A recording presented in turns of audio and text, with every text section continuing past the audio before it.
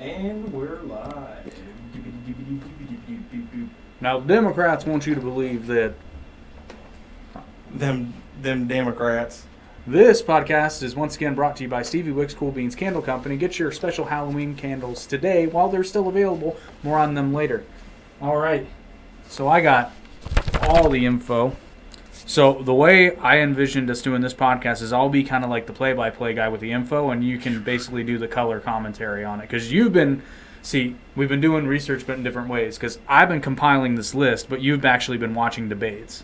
Okay. So I figured this one will actually go pretty smooth. So where do we want to start? I've got governors, the Senate races, and then notable House races, because if we went through all the House races, then we'd be here all night. That's true. So where do we want to start? First of all, I would just like to say welcome to the new subscribers as well. Oh, because, yes. you guys are flooding in each day. We appreciate you. Boy, that college short did a lot more than I thought it was going to. Yeah, and I mean, because it makes sense, you know. And so somebody slightly agreed with me because remember I said like Most people agree. go to college to make a lot of money so you can retire early and do what Yeah, you love. And then There was someone one in the person comments- that I don't think understood the point you were making, which exactly what I was. Yeah, and he was basically saying, "Oh, I don't want to work till I'm 75 and then only have 5 years left of freedom." And I was like, "That's not what we said." that's why we're telling you not to go to college for. Or, I mean, like I said, if you go to college, pick out something that's going to make a lot of money, or do YouTube. vocational school and get a blue collar job. Because I'm sorry, remember we were talking about plumbers, Yeah. you know? So okay, we're not really getting off topic. That is No, because it all actually, and I'm sure issues will come up because I've literally got this big list with some notes, and we'll get into this. But you want to just start with the governors? governors. Alrighty, so we literally got Do you have a list of governors? that are up for election, yes, This guy, I'm telling you what, and even everyone who's running. he's a Mr. Beast wannabe. No, I'm just kidding. That's me. No, this is legit Wikipedia. Hey, it's okay. Wikipedia needs your $2 or they can't survive. Wikipedia is actually an undervalued resource, and I really hate the fact that our teachers growing up told us that it wasn't a valuable source, because it is if you use it right. Different than though. That's Well, like no, it's the same 15 concept, years but the ago. thing is, it's a compilation of information.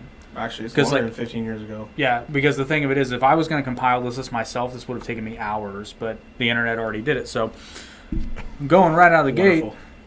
in the great state of Alabama, we've got the incumbent, Kay Ivey, who's a Republican, up against Yolanda Flowers, a Democrat, and Jimmy Blake, a Libertarian. Let's go. Roll Blake. He's for the gold.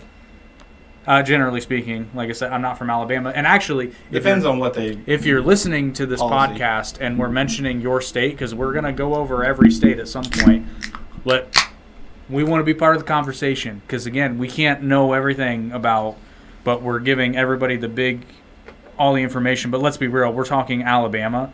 I have a feeling that Kay Ivey's going to retain, just because it's Alabama. Is he? I think Kay Ivey is a woman, actually. I think. I meant to say she. Yeah, Kay Ivey is a woman. And she's Republican. Yes. Okay. Oh, she looks like she's from Alabama, and I don't mean that in a bad way. She looks like the type of woman who you want. Well, hi there. Well, hi. Oh, all you Democrats, bless your hearts.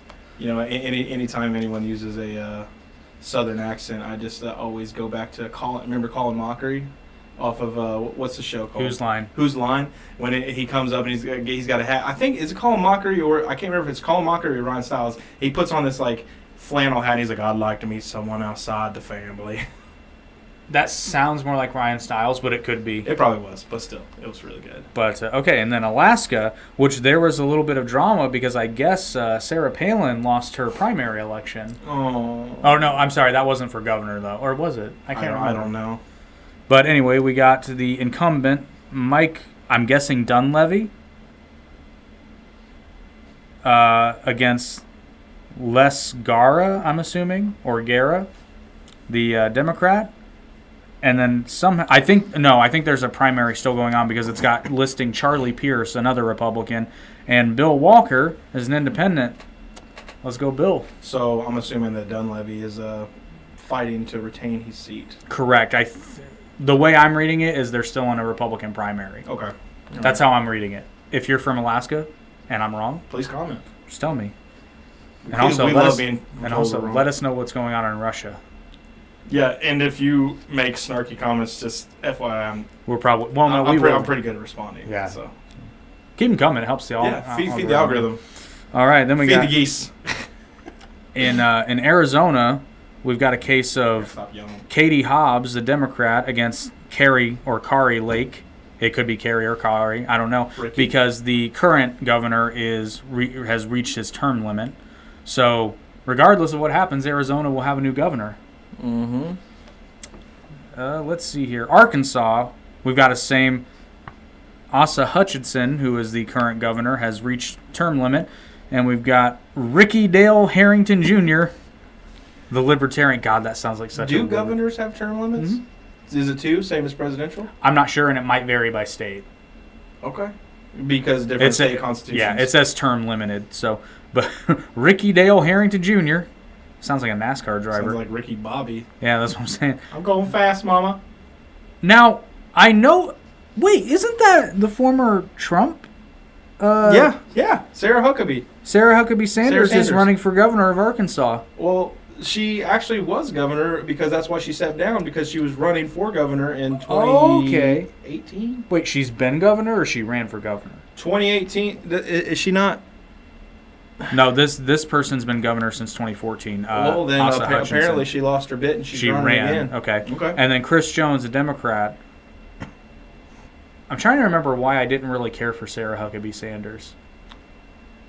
She was good at what she did with dealing with the media, but the thing is, you could tell she got ruffled, her feathers.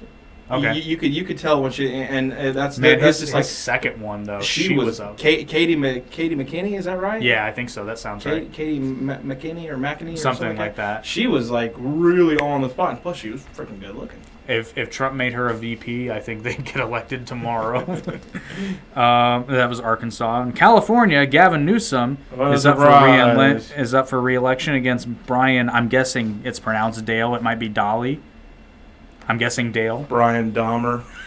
Just kidding. It's Dolly. I'd be curious how this one's going to go. I think Gavin's Newsom's going to win. Yeah, And probably, but I was really hoping that Caitlyn Jenner was serious about running against Gavin as a Republican. That could be inaccurate. Just because of the hilarity. Well, Caitlyn That said, a transgender Republican wins over a freaking libertarian Democrat. I'm sorry, liberal. I apologize. No, just think about the optics of this. So we're talking about the state of California here, where a cisgendered white male who's a Democrat is going to run against a transgender woman who's a Republican. What will they do? What will the liberals do? Caitlyn Jenner is racist. That's it. She's racist against Gavin Newsom because he's got like 1% Indian or something. I don't know. Does he? I don't know. Well, I hear Gavin knew someone from the reservation. Yeah,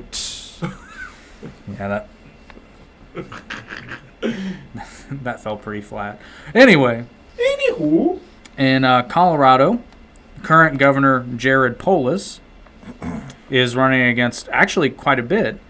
Paul Fiorino of the Unity Party, and I'll give you more information on them in a moment. Heidi Ganahl. Heidi. Oh, sorry.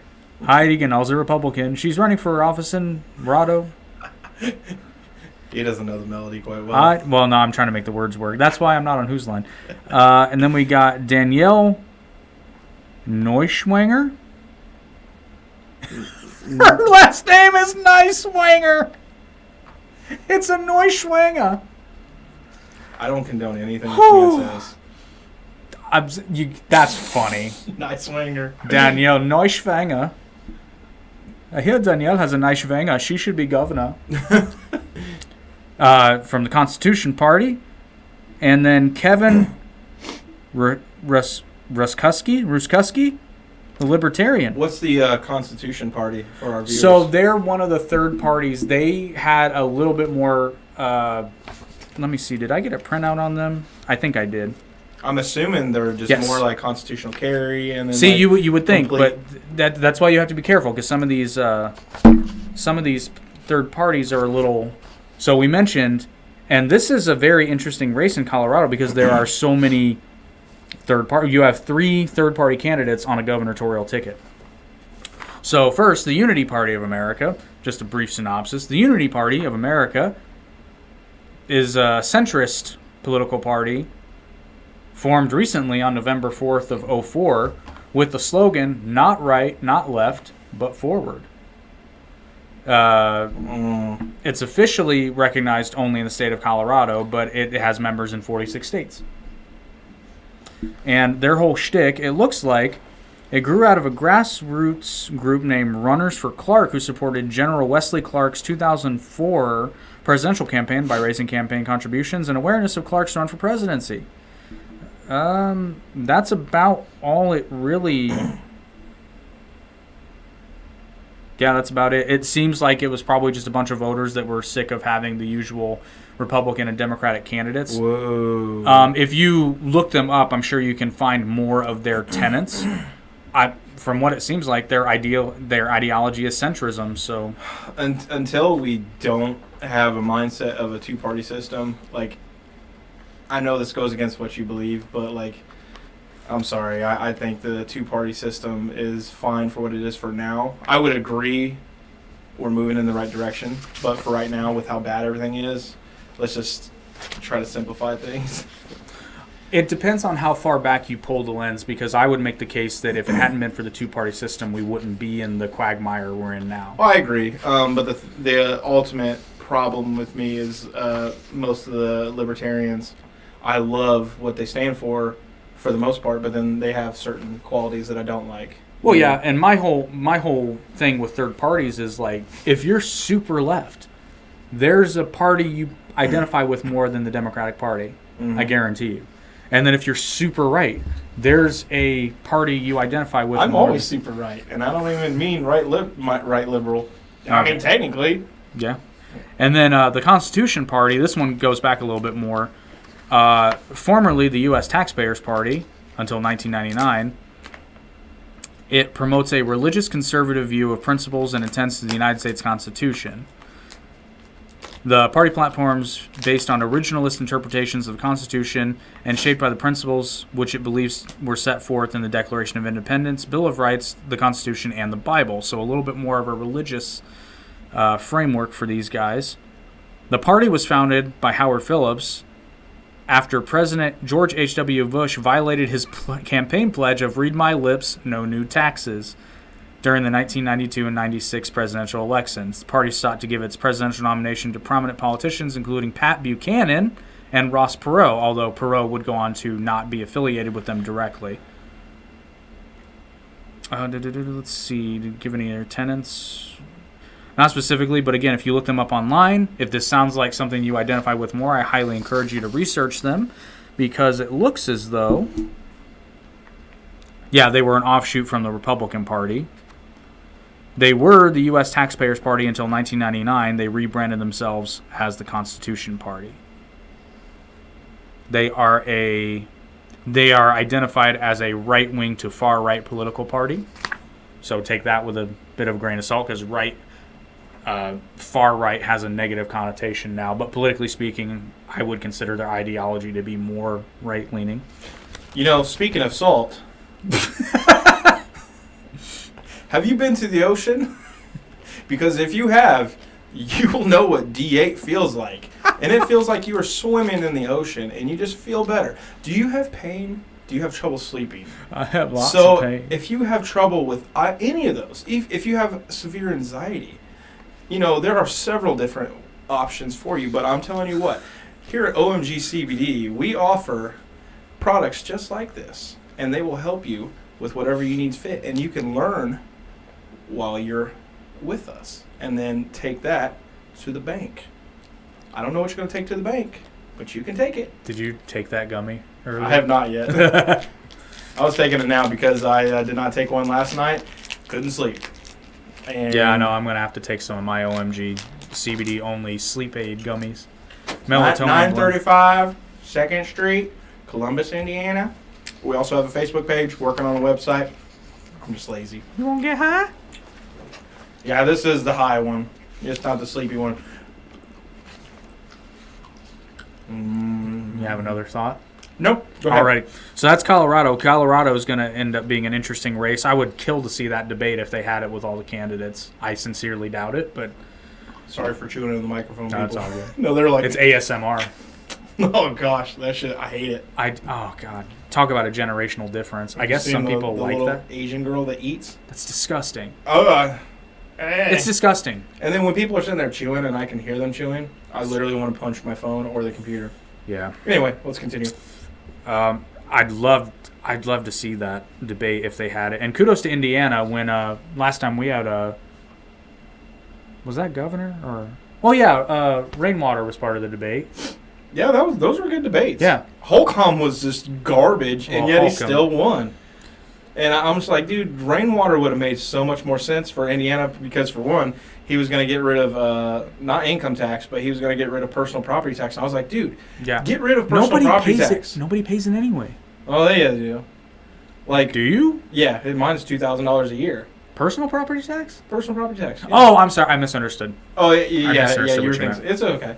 But no, that's what I was saying. I was like, man, if you got rid of that, I was like, that'd be $2,200 in my pocket to spend where? To spend where? In the economy. And it just makes things stronger. Yeah. Because I would spend it. I spend money. People generally do. In Connecticut, Connect, I cut. Connect. Hey, you know, that does help you spell it out. That's some Waldron Yeah. shit right there.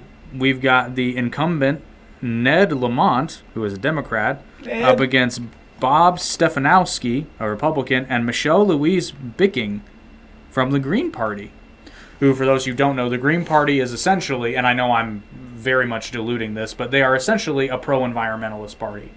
Very, very far left. I wouldn't say, well, no, borderline radical on some issues, but mostly environmentalist, I would say. Probably, like, they would, from what I understand, they'd probably say the Green New Deal didn't go far enough. And Jill Stein thinks Wi-Fi is evil. You haven't seen Better Call Saul, have you? Not all of it, no. Oh, you've seen some of it, though? Yeah. Remember his crazy brother who was afraid of I electricity? thought of Jill Stein. Dude, seriously. I literally thought of They Jill probably Stein. modeled him after her. Maybe. For those of you who don't know, Jill Stein was the Green Party presidential nominee in 2016. Oh, your drink. Yeah, I was thinking Okay. about going to get it. All right. So that's Connecticut. And Florida. Florida, that was fun. I watched some of the debates. Ron DeSantis and John Christ, is that his name? Christ? Charlie Crist. Charlie Crist. Christ. Just kidding. Well, except here's my only problem with that. There are two more candidates up for election in Florida. They don't have a snowball's chance in hell of winning with DeSantis running. But we also have Cameron, I'm guessing it's pronounced Jimenez. Oh, Carmen, I'm sorry. Carmen Jimenez, who is running as an independent. And then we've got, I'm guessing it's Hector Roos. I'm assuming Carmen's a girl. I'm assuming. I hope so. But the debates, I'm just going to say He slapped him. DeSantis smacked Christ. He Christ, smacked whatever his him. name is. Yeah, Yeah, that was fun. Well, and DeSantis is leading in polls more than he was in his 20. When did he run? I forget. 2018. Yeah. Okay. Oh yeah, it says right there. Because you got to 2018. think 2 years prior. Yeah, it says right his here governors. 2018 though. I just was being stupid. Yeah, I think DeSantis is going to keep Florida. But now one interesting thing, because I watched some of the debate highlights. Now DeSantis didn't answer this question because it would have actually been against the rules for him to answer it, because I guess part of their debate rules were they weren't allowed to ask each other direct questions. But Crist asked him if he was going to serve out a full gubernatorial term. Basically, he was trying to say, like, are you going to run for president in 2 years? Are you going to be... That's what he was getting at. Now, DeSantis, and I love it because it depends... He's actually been very quiet on it. He hasn't said Well, anything. but here's the thing, though. It depends on who's playing the clip. Because on lefter-leaning media, they're like, and DeSantis refused to answer the question. It's like, well, yes, he did. He refused to answer the question. Because it's illegal, right? In the debate rules, yes. He did go on to answer it, sort of. He said He said the only old donkey I'm looking to put out to pasture right now is Charlie Crist. So yeah, I think that's DeSantis. Trump is already starting in on DeSantis, though. Did you see that? Starting in like for or Talking against. shit on him. Good And luck. I'm like, dude, Trump, like, stop making fucking enemies, dude. I was like, you have 2024 in the bag if you stop acting like an idiot and DeSantis doesn't run. I'll be honest. If it came down to DeSantis and Trump in a Oh, primary, I'd vote for DeSantis. well, I think DeSantis would win because I don't think so this time. I think I there's. think if DeSantis made a run in 2028, he would win. Well, no, I'm talking about in a primary against Trump. Oh. And here's the reason I say that, because there's a lot of Trump supporters that like DeSantis, but I'm willing to bet DeSantis would pull more from the Republican base that may not be so. Well, because, like, no matter how much, like, I don't, like, love Trump, but I like the guy because, some of the things he did. Well, that's and just it. He was different, but the thing is, DeSantis, he's... You might. He's not as divisive. He's. That's what I'm saying. He's. And I hate to say that because I don't necessarily 100% believe Trump is 100% divisive. I think they make him more divisive, and he's the type of person that It says, may not be if his you do this fault. to me, I'm going to do this to you. Whereas DeSantis, He's more classy. yeah, he's more of a politician, and I don't mean that in a bad way. I just mean he would be more presidential, let's say. But at the end of the day, whatever's going to make the market, what, more productive. And he- honestly, I think DeSantis would be. I think he would make a really good president. I agree. And his wife put out probably the best political ad he could have ever asked for. But DeSantis is still young. That's So- just it. He's deceptively young. Well, and that's the thing. I don't want to say that that's why I wouldn't vote for him. But I'm just saying he's still young. He has more He's got time. So the thing is, man, make your bid for 2028 and fucking run. Well, see, I would think if I'm really thinking about what would be a good strategy for the Republican Party in 2024, I would try my best to get a Trump DeSantis ticket Mm-hmm. and then set DeSantis up for a 2028 presidential run. The only problem with that is, like I said, Trump is already talking shit on DeSantis. Well, yeah, Do you that's think- do you that's think- do you well, think- but that's primaries. I mean, Kamala Harris called Joe Biden a racist to his face. And then she works with the guy. We did it, Joe. And the funny We thing did is it. that they like barely even see each other. Like, have you heard like I bet her, they her can't stand comment? each other. No, have you heard her comment? She like basically says that she is never like she's not really Oh, yeah, around yeah. and doesn't do much. I'm like, yeah, because we knew. Thank God. You were hired for your caller. Yeah, I was gonna say you are literally a token candidate. That's it. He said You it. are the token person. Which is a real shame because she could be doing a lot more, but I don't know. It's Right. Oh, let's move on. yeah. Sorry. In the great state of Georgia, we've got the incumbent Brian Kemp, who is a Republican, against Stacey Abrams, a Democrat, and Shane Hazel, a Libertarian. Let's go gold, Georgia. Let's go. Actually, He only- in Georgia, I believe Herschel Walker was running in Georgia, wasn't he? I don't think for governor. No, he's not running for governor. What was he running for? I've got it on the list. I can't remember, but I know he's Okay. got it. Okay. But yes, Herschel Walker is running, I think, for the House. Yeah, I believe you're right. But I was watching that dude, and Herschel Walker was walking all over the other guy, and I was like, damn. I was like, football player knows his stuff, man. Yeah. Cool. Yep. I remember watching him as a kid. That was Well, wild. hey, the mayor of Knox County, Tennessee, used to be a pro wrestler. Kane, actually. Glenn Jacobs, yeah. He's the mayor of Knox County, Tennessee. Kane? Yep. He was a scary motherfucker. Well, he is the mayor of Knox County, and from what I understand, quite popular. I bet, man, someone makes him mad. He just walks through that stair. I can't do the stair. I'm not mean. Let's see, Georgia. In Hawaii, Hawaii. and I'm there's no way I'm pronouncing his name right. I'm guessing. Oh, I'm not going to say his name because the current governor has reached his term limit. So we've got Republican Duke Iona versus Josh Green, a Democrat. Now here is an interesting one because it seems that the incumbent, well, not the incumbent, but the previous governor was a Democrat and won his last race with 62.7% of the vote. But here we have, I'm guessing based on his last name, a native Hawaiian who is running as a Republican against the whitest white fucker on planet Earth, Josh Green, who is a Democrat. Now, as much as the Democrats like to play up, Tulsi Gabbard should have stayed in Hawaii. She probably could have won. Well, she was already a senator, yeah. Oh, you mean she should run for governor? Yeah. Yeah, you know. I don't know what? why she was making a bit for president first before she was a governor. I'm Uh, not saying it's unheard of, but I was like, Well, the governorship wouldn't have been up for election that year then. I know, but I think Tulsi Gabbard honestly strikes me as one of the few people in politics who I think, genuinely speaking, just wants to make the country better. yeah, and Because here's the thing: if she was going for power, she would have changed her stance on like a bunch of stuff. It would have been very easy for her. Because here's like, I hate to say it this way, but Tulsi Gabbard is very electable just on the surface because she's good looking. She speaks well, but not too, like she's not too abrasive. She seems like she would be an easy to campaign for. I'll be honest with candidate. you, except for a couple of her policies, she seems like a Republican. The way Oh, she, yeah, the way she 100%. talks, the way she holds herself. No, okay, I'm sorry, not a Republican, conservative. Well, I would consider her a conservative Democrat. Well, some of her policies are not very Well, conservative. some, yeah, like. but I'm that's the only reason. I'm suspect on any candidate that's very hard line on any party lines. Well, and that's what I'm saying. If you're going to be hardline, you got to have reasons and Yeah. you got to explain exactly what it is. You can't just pick, yeah, I don't believe in abortion. It's like, well, do why? you believe in mother's life? Do you believe in race, right. rape, incest, shit like that. Yeah. Alrighty. Well, next we have another state with a lot of third-party candidates in Idaho. Idaho? I think Idaho. Idaho.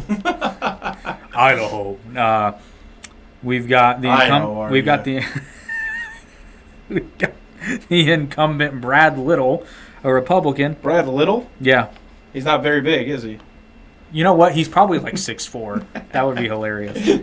Don't beat me up, Brad. We got Amon Bundy as an independent. I think it's Shanty Rose Davison of the Constitution Party.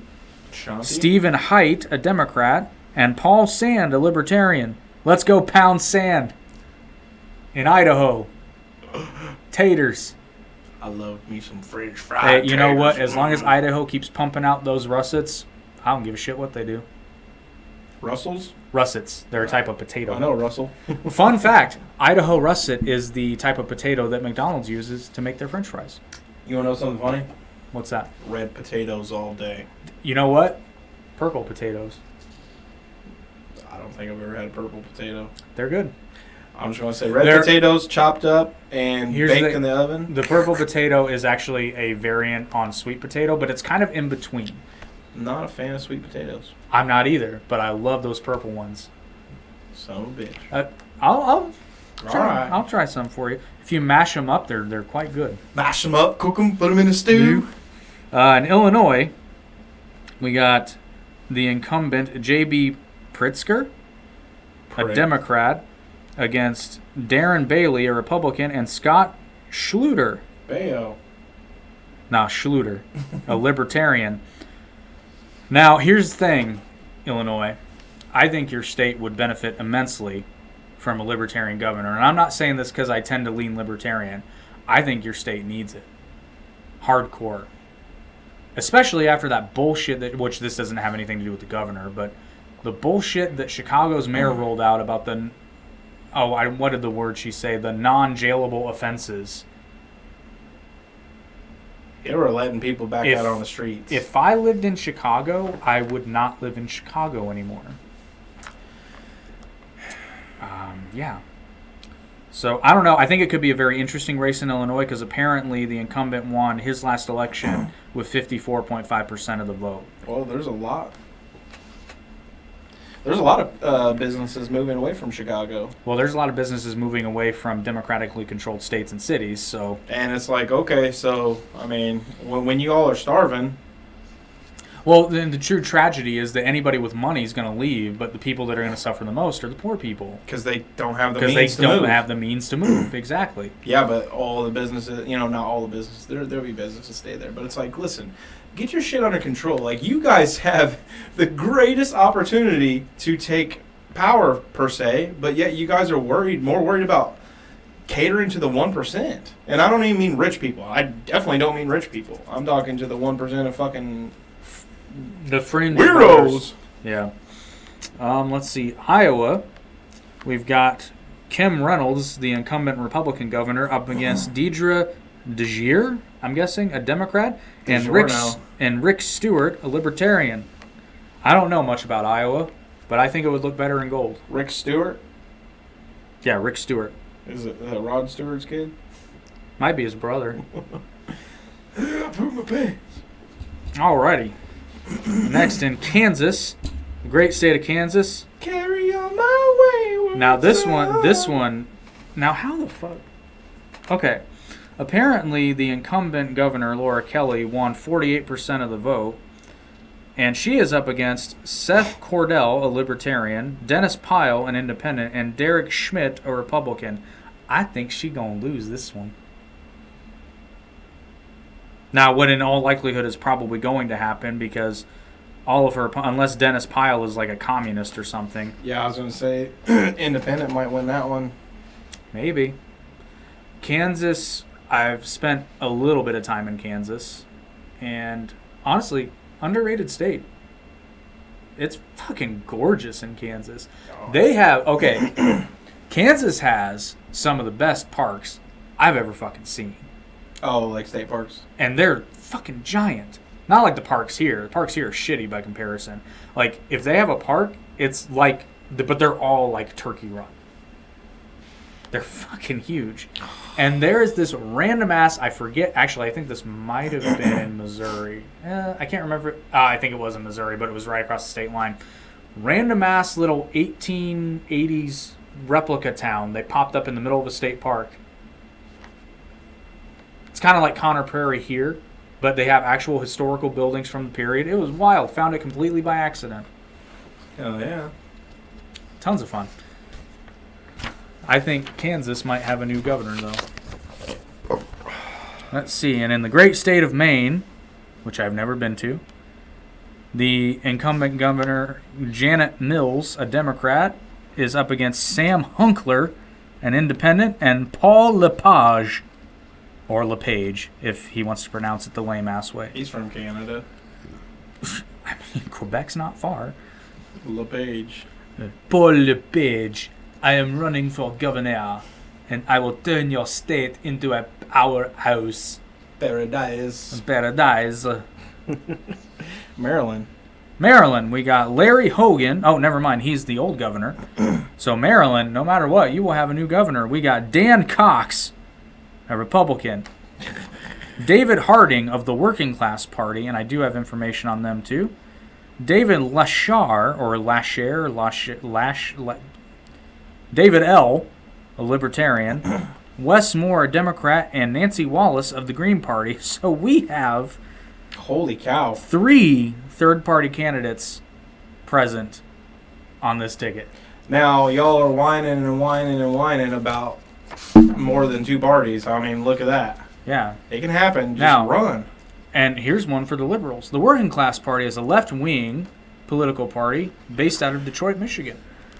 Working Class Party competed in the 2016 Michigan election, presenting 3 candidates.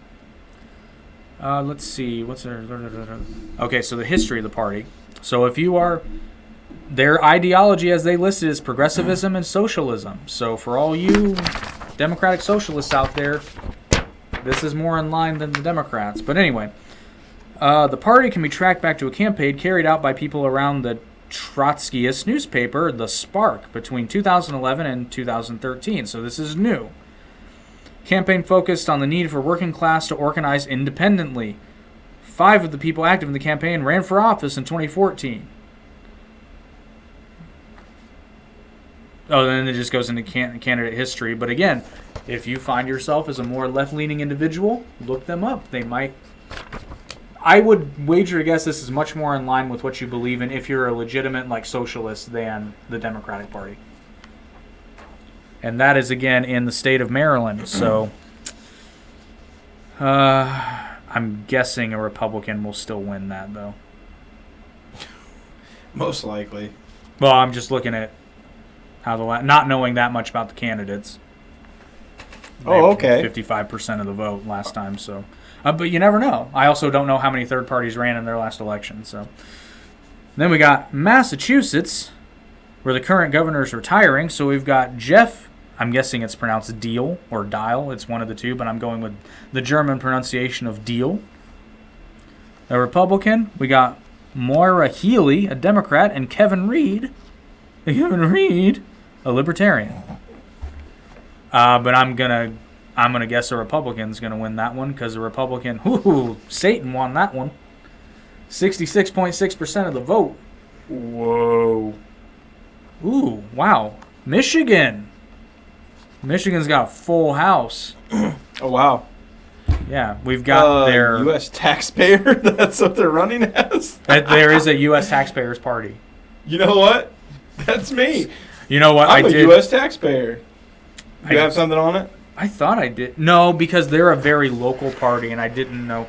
I don't believe they're national. Hey Siri, what's a U.S. taxpayer party? It's not what it sounds like. Okay, I found this on the web for what's the U.S. tax Tell you rate. what. She's so lazy. She can't just read it. Tell you what, why don't you read that form and I'll go get that drink that's probably frozen. You know what? Okay, let's see. No, it's saying taxpayer identification numbers. I don't want that. Taxpayer party. Never heard that before. Taxpayer party.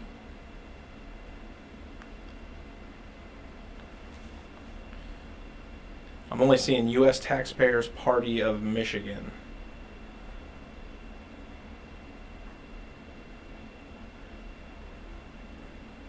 About Us. Is it cold? Yeah. Oh yeah, feel it. Son of a bitch. It's a hack that actually worked. Okay, so the U.S. this is the Party of Michigan, but I'll just read it. The U.S. Taxpayers Party of Michigan, an affiliate of the Constitution Party, gratefully acknowledges the blessing of our Lord and Savior Jesus Christ as Creator, Preserver, and Ruler of the universe and of these United States. We hereby appeal. You don't need to run. He is all-knowing and all-powerful. I'm sorry, I apologize. But yeah, see, some of these political parties are like, because that's not what I would think of the U.S. Taxpayers Party. But No, that's just... we've got Donna Brandenburg of the U.S. Taxpayers Party running against Mary, I'm guessing Bazuma, Bazooka. of the Libertarian Party, against Tudor Dixon, a Republican, against Kevin Hogan of the Green Party, and Daryl Simpson of the Natural Law Party. What the hell? Are they And- just making up law? All right, listen, I'm going to start a new party. It's going to be called the Fat Tall Guy Party. Oh, Trump already ran for president. Shit. And then Gretchen Whitmer of the Democratic Party. Now, here's the thing. Oh, Gretchen Whitmer's the Oh, gosh. incumbent. She only won with 53.3% of the vote. She's gone. Well, maybe. I don't know. Michigan Dude, people is... were leaving Michigan in droves because of that. Well, but that means there's probably a lot more Democrats left if people left. But it's like, is your quality of life really that good under their care? I'm gonna piss off some Michiganders. Michiganders. What do you call somebody from Michigan? I'm gonna say Michigander. Chicken. Mitch and bitches. Chicken. Chicken? Chicken. No one calls me chicken. Nobody calls me chicken. Nobody. But Michigan sucks. As a state, it is. I mean, Ohio is the armpit of America, but Michigan might be the chode. I don't like Michigan. It doesn't make sense. His ex-wife was from Michigan. No, I'm she just wasn't. kidding. No, we took a trip to Michigan once. You should have went to Branson, Missouri. Yeah, probably. Michigan doesn't make sense. It doesn't. We went to Traverse City, and there's fucking nothing there. You should have a ton of shit there. There's nothing there. Michigan, do better. Elect a fucking Republican. Or a And Libertarian. that's coming from a semi-libertarian. He's not a labeler. A partial Libertarian. I'm not a labeler. I'm like a lowercase L. I'm not a labeler either. Oh, Nora. Jesus Hi, Christ, Nora. You scared the shit out of me. Go on, Nora, get out. Go outside. Just don't trip. We had a doggy almost just pulled out Oh, my man. camera. She scared the living shit out of me. She did. I hope she didn't move my camera. I don't think she did. Oh, I don't know. And then Minnesota, Tim Walz Jeez, Minnesota, what is up with you guys? What do they got going on? God. God. I'll go bottom up. So Tim Wise, the current governor, is running against Gabrielle Prosser of the Socialist Workers' Party. Do not elect her. Literally. Running against Gabrielle Prosser of the Socialist Workers' Party. Hugh McTavish of the Independence Alliance Party. Darrell Paulson and Steve Patterson of the GLC. I don't even know what that stands for. I'm guessing they're in the midst of a primary. James McCaskill of the Legal Marijuana Now Party. And Scott Jensen, a Republican. Now, how much you want to bet it's just going to be Scott Jensen versus Tim Walz in a debate? Legal marijuana party. Yep. I think that one's pretty James McCaskill, I think people are going to vote for him. You know what? Maybe. The marijuana party. Okay. That's something we could get behind. And Nebraska, a slower race by comparison, probably going Republican because Pete Ricketts is. Oh, sorry, that's current governor, term limited. So we got Carol Blood of the Democratic Party against Jim Pillen, Republican, and Scott Zimmerman of the Libertarian Party. Listen, if Zimmerman joins the Socialist Workers' Party, they're done. You can't, it's too similar. Just don't go there. Rename your party, please. Socialist Party? Well, specifically the Socialist Workers' Party. It's a little too close to the... It's like people have trouble understanding what socialism, they try to give it a definition that's friendly, and it's not friendly. It doesn't. Oh no, it doesn't add anything. It's 2 words away from the Nazi Party. Yeah, and it's funny because when people talk about socialism, they're like, well, I mean, it hasn't been done right. And I'm like, that's because there is no right It's because way. it doesn't work. Socialism works in close, small groups. It can work in small groups, but the bigger the group, the more likely it's not going to work. You might as well just have a kingdom. I mean... Per se, but not... It's not as far away as you would think. No. Nevada, geez, another full race. Nevada.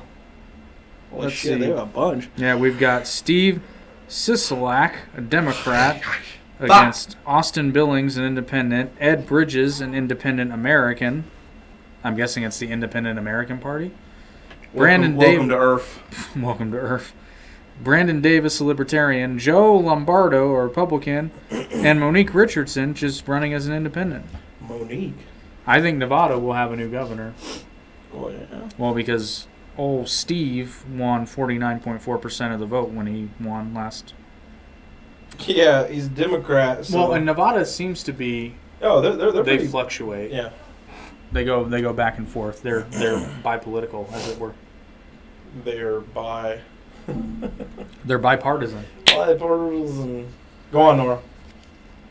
New Hampshire, nice and boring. Got I'm in Delaware. current Republican Governor Chris Sununu against Tom Sherman, who sounds like a used car salesman. No, Sherman. Why does that sound familiar? I don't know. Whoever wrote the Brady Bunch, Sherman something. New Mexico, We've we've got the incumbent Governor Michelle Lujan Grisham against Karen Bedoni. Yeah, Bedoni, a Libertarian, and Mark Ronchetti. Now, What? who is he? I feel like I've heard that name before. I don't know, but Karen's gonna win because she's the one you want to take to the restaurant when you're too afraid to tell her that your burger's cooked raw. She'll take care of it for you. I need to see a manager. Just kidding. I was about to ready to ask you if I you know watched nothing the about debate. her, so that's the personal I was about to be attack. like, oh, did you watch a debate? Like, No. is she... I haven't not seen that one. Now, in what promises to be a very interesting race, and I did watch a tidbit of the debates from this one, New York's incumbent Governor Kathy Hochul is fighting to retain her seat as governor against Lee Zeldin.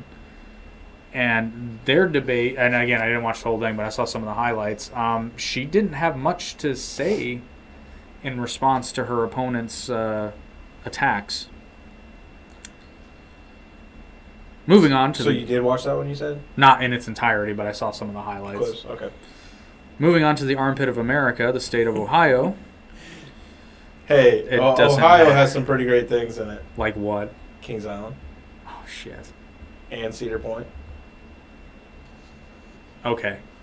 Parts of Ohio, I guess. That aren't bad. alone defeats Indiana. But see, like in terms of like, if this is Ohio, Cedar Point is like here, so it's not really in the armpit, and Kings Island's like over here, so it's more in like Kings Island is very close to Kentucky. Yeah, it's It's really not that almost far. Kentucky. They should totally redraw the border. Yeah. Yeah, the Um, rest of it is the armpit. And then of who is America. it? DeWine? Yeah, DeWine is running against Nan Whaley, or Wally. What is it with the DE names? DeSantis, DeWine? A lot of Italians. I don't know. I don't know. Oh, that's not Italian. Never mind. And then Neil Peterson, an independent. You know what? It doesn't matter. Ohio's still going to suck. And the Buckeyes are still going to think they're a great I mean, football team. DeWine, he's a Republican, but yet they were literally like Who they was- stayed shut down for a long time. Yeah, because of that. who was the Republican governor who like did phenomenal, like brought him out of a huge deficit into a surplus in like one term? What is his name? He was famous a few years ago. What state? Ohio. What the fuck was his name? It wasn't DeWine. No, it wasn't DeWine. I don't know. I think it was the previous governor, but anyway. He had his faults, but I mean, he got Oklahoma. Kevin Stitt, a Republican, is running against Natalie Bruno, a Libertarian, Joy Hoffmeister, who should win based on name alone, Hoffmeister. a Democrat, and Irvin Yen, an independent. Moving right along. Oregon, Katie Brown, a Democrat. Oh, sorry, that's the current governor. Oregon, you're going to have a new governor. We got Christine Drazen, a Republican, against Betsy Johnson. Who the fuck? I've heard that name before. She's term limited anyway. No, not Betsy Johnson. Katie Brown is, or Kate Brown. I don't Who the fuck is Betsy Johnson? Is that the fucking fashion designer?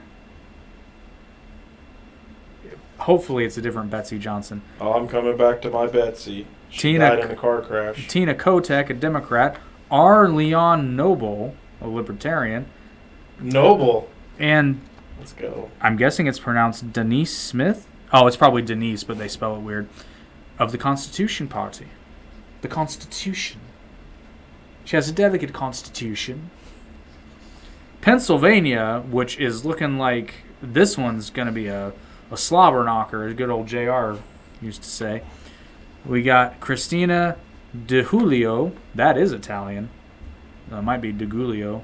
Yeah, I think it's DeGulio. Of the Green Party, Matt Hackenberg, a Libertarian, Doug Mastriano, a Republican, Josh Shapiro, a Democrat, and Joe Soloski of the Keystone Oh, shit. Party. Shapiro, Democrat. Ooh. Well, you know, Ben. most Jews are You more. need on to talk the to your liberals. cousin. I'm not going to go there because it's mean. And back on that more.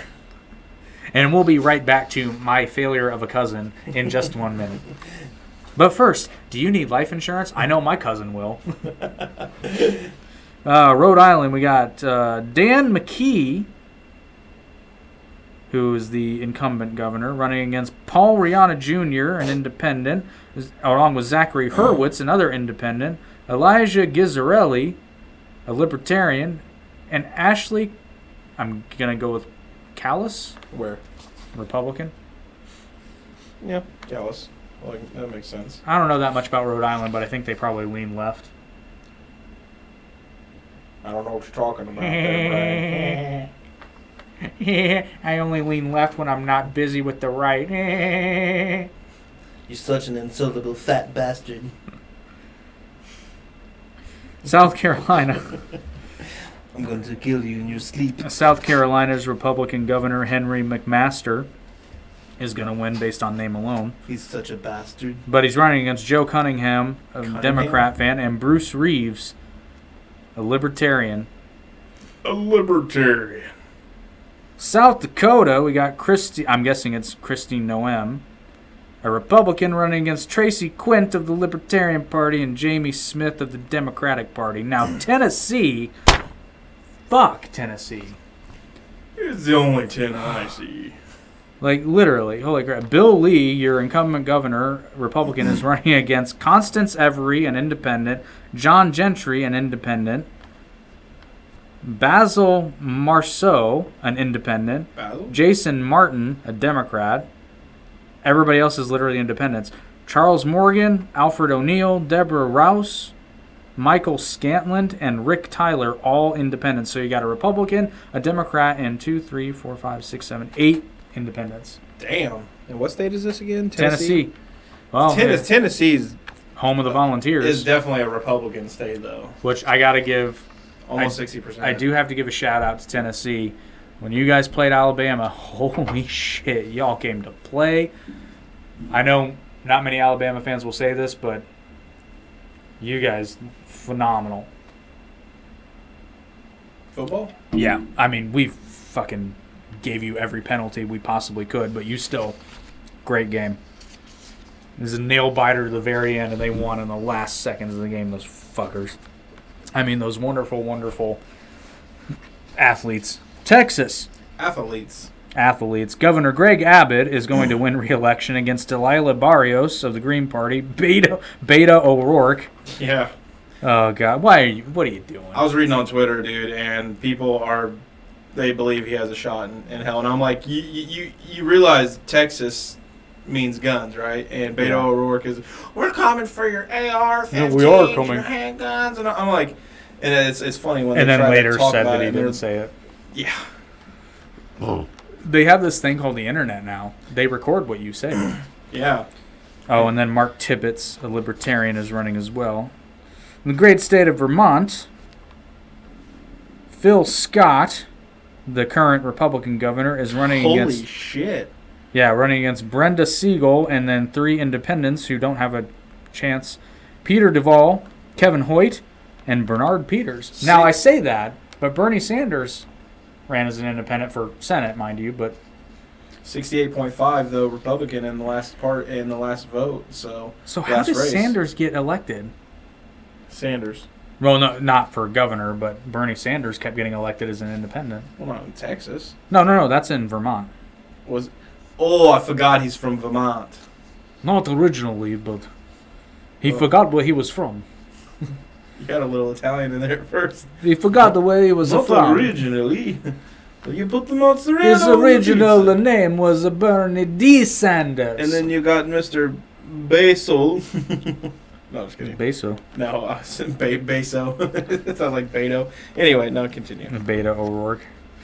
Wisconsin, Democratic Governor Tony Evers is going up against Joan Ellis Begfinger? Is it Beglinger. Oh, Beglinger. That looked like an F. Put on your glasses, old man. Please elect me. Oh, you have contacts. Yeah, and Tony Evers and Tim Michaels or Michelle's. Never gonna I'm gonna go with dance Mickles. again. Oh, sorry. A Republican. And finally, in Wyoming, Mark Gordon is fighting to retain his seat against Jared Baldez, a Libertarian, and Teresa Livingston, a Democrat. And they were 67% Republican in the last race, so he's not probably going to have to fight too hard. Now, this is interesting. Twat. Running for Our governor. territories. Yeah, running for governor of the District of Columbia.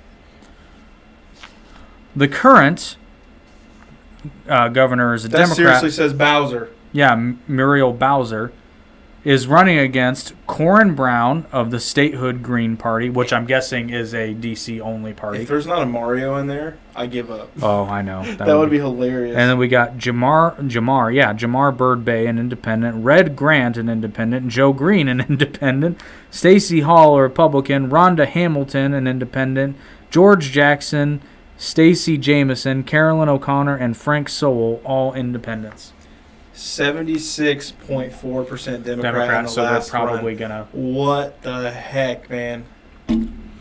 Well, if there is a blue state on planet Earth, well, not a state, but a blue place on planet Earth, it would Who probably was be DC. the? Where did we send like tons of aid to during the last hurricane? I believe when Trump was president, and they had to sit in warehouses. Puerto Rico. Puerto Rico. Now that's not a territory. It's a territory, Is but it a territory? What's not on there? their governor's not up for election apparently. Okay, that makes sense. But no, I was just Yeah. thinking about that. But in Guam, Guam. we've got Lou Leon Guerrero. Guerrero going against Republican Felix Camacho. Let's go, Felix. 50.7% Democrat in the last race. That's going to be a close one. We'll see. Well, maybe. I don't know what's going on in Guam. Northern Mariana Islands. We got Ralph Torres, Republican. a Republican, against Arnold Palacios, an independent, and Tina Sablan, a Democrat. Let's go, Torres. And then finally, in the U.S. Virgin Islands, we've got Albert Bryan hoping to not have his gubernatorial seat penetrated by Stephen Frett of the Independent Citizens Movement or Ronald Picard or Kurt Violet, both independents. Yep, not one Republican in that one. Nope, not a one. So I'm guessing the Virgin Islands are communist. And they're still virgins. All right. Well, that took quite a bit longer than I thought. So how about for the Senate? Well, I guess it's not every senator. Just fly through them. Just fly through them, yeah, because this one's not as long. Or maybe actually it's long. We'll keep the quips to a minimum. Let's see. Well, let's just look and see if there's an interesting race here. Because in Alabama, we've got a Republican senator incumbent, and they're going up against a Democrat and a Libertarian. A libertarian. A Libertarian. You sound like Joe a little bit right there. That's what I was going for, Peter. Vote Libertarian, because, Okay. Peter, you have to vote Democrat or Republican. Neither one's a viable option. You son of a bitch. So, I don't know. Alabama, it's not even worth... Oh, I see. They're in the incumbent. Alabama's going to vote Republican. It's fucking Alabama. Yeah, because you don't hear Will Boyd. It's not a name you hear. Maybe you might have some districts that vote for a Democratic representative, but as far as the state senator goes, they're going to go. No, because local politics are way different. They're still important. Local politics are very important. All right. Alaska, they're still in the middle of a primary, it looks like, because we got 3 Republicans on the ballot, so I'm not even going to go into that because they're still sorting their shit out. Arizona doesn't look like anything special going on. I don't know, America. Do you want us to go through all these? Not fuck it. Let's just go on the biggest states that are like known and people have been talking about. Yeah, Instead of okay. reading through everything. And it's Arkansas again. California. Okay, so not actually much going on in the Senate. No. Alex Padilla is more than likely going to win. Now, what's interesting is it says here Alex was an interim appointee, so they actually did not win an election. Mark Macer, whatever, it doesn't matter because it's California and a Democrat's going to win. You know who we need on the bill? Any one of these? Alex Stein 99. Have you watched that? Dude, he's hilarious. No. You're going to.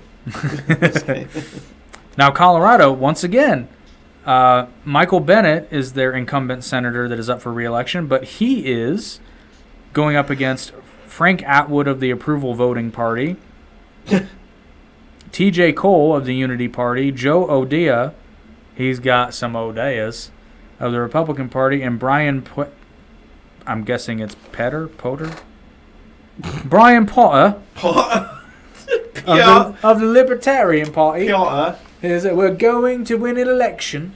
Is that you, Potter? I don't much care for jelly beans, Potter.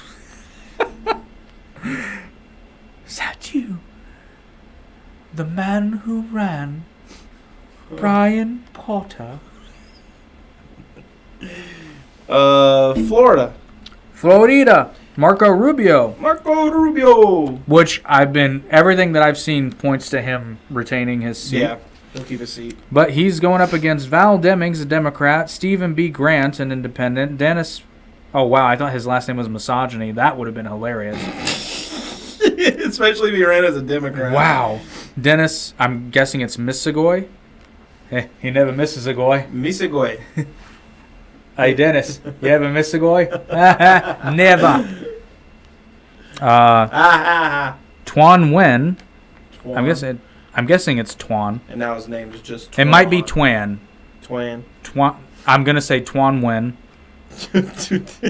Stop it. Tuan Nguyen. No, that's how you pronounce that name. It's Nguyen.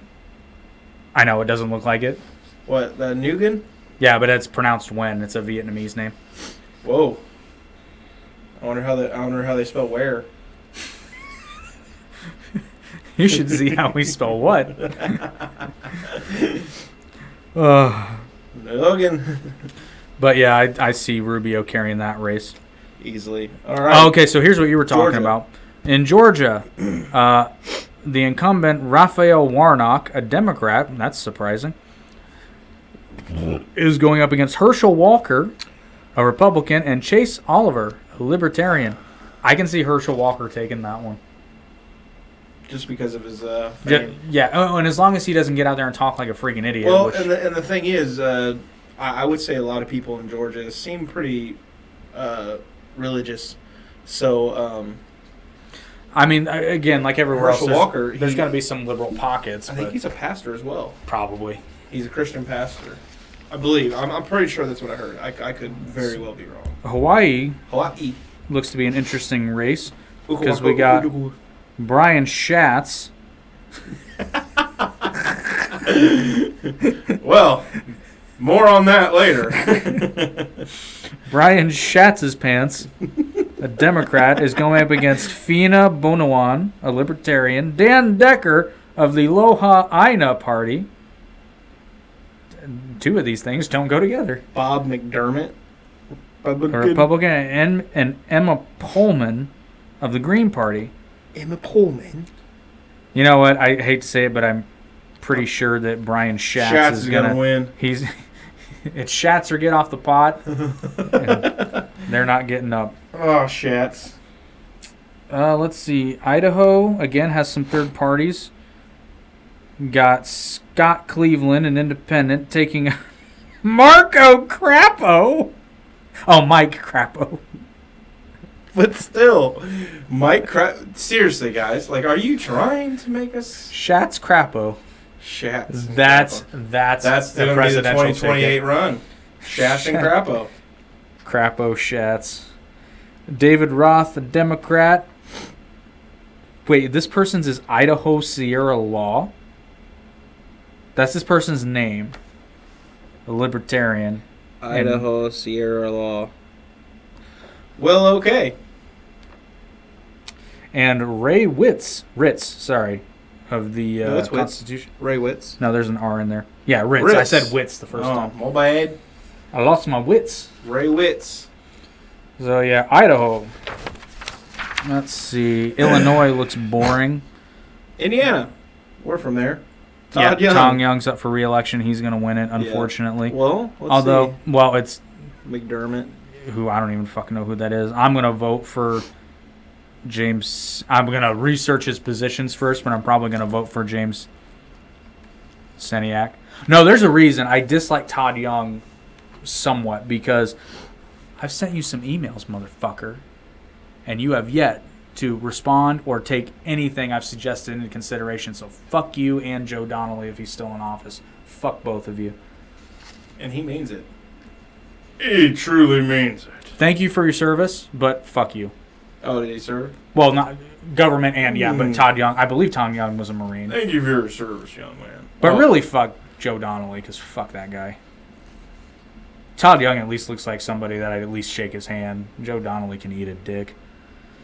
Iowa looks boring. Just a Democrat versus a Republican. Kansas, they got a Libertarian, but Kentucky, Rand Paul's up for re-election against Charles Booker, and Rand Paul will win. I like Rand Paul. I don't dislike him. I don't get the hate for the guy. Now, he says things that makes people uncomfortable, and I don't agree with everything he's ever said. Sometimes I think he jumps the gun. You shouldn't agree with anything. I'm sorry. You shouldn't agree with everything someone says. I was a fan of. He's one of the few people who kept hounding Fauci. Horribly, and I loved it. I loved every minute of it. Because the thing is, dude's a. All right. If nothing else, out of principle, though. Because it's like, this man is not a god. He is not infallible. He is, in fact, a man. That's the thing, not Fauci, but Rand, he's also a doctor, a family physician, so therefore he was a family physician. No. He was his father was. Was it his dad? Yeah, he was the obstetrician family. Rand Paul he's not an optometrist. I can't remember the word. It's an eye. I could have sworn he was family physician, and he knew of certain illnesses, viruses. Well, what do you? Now, he's not a virologist, and technically, is Fauci a virologist? I think he is. I think so. No, I thought Rand Paul was an. I'm not thinking of the right word because he's not like a regular eye doctor you go to get like contacts and shit, but he special do that because I'm gonna go over Louisiana down in the bayou. Whew, you guys got a lot of choices, and I recommend you exercise them. You got John Kennedy, a Republican, running against Beryl Billiot, an independent. Gary Chambers, a Dem. I think we still have a, why is it? There's Devin Graham, a Republican, is listing. Then we got Zan John, an independent. Thomas LaFontaine Olson, independent. Bradley McMorris, an independent. I think you still have primaries to go, so I'm going to stop reading because we've got. You don't know who's running yet. Maryland looks boring. Yeah, Missouri he was an ophthalmologist. Ophthalmologist, that's the word I was. Because the funny thing is we're actually. My wife and I are looking for an ophthalmologist for our kid. We'll drive to Louisville. They won't accept our insurance. And I also don't think he's practicing at the moment. No. I just because he's famous doesn't mean I necessarily want him. I don't know any of this. Well, actually, I'm going to make a small note on Missouri. Roy Blunt ditched the Republicans and joined the Legal Marijuana Now party. You can run for president, sir. Listen, you would get voted in by a lot of people. I'm sorry, but the boomers are still alive. Oh, but actually, Roy Blunt is retiring.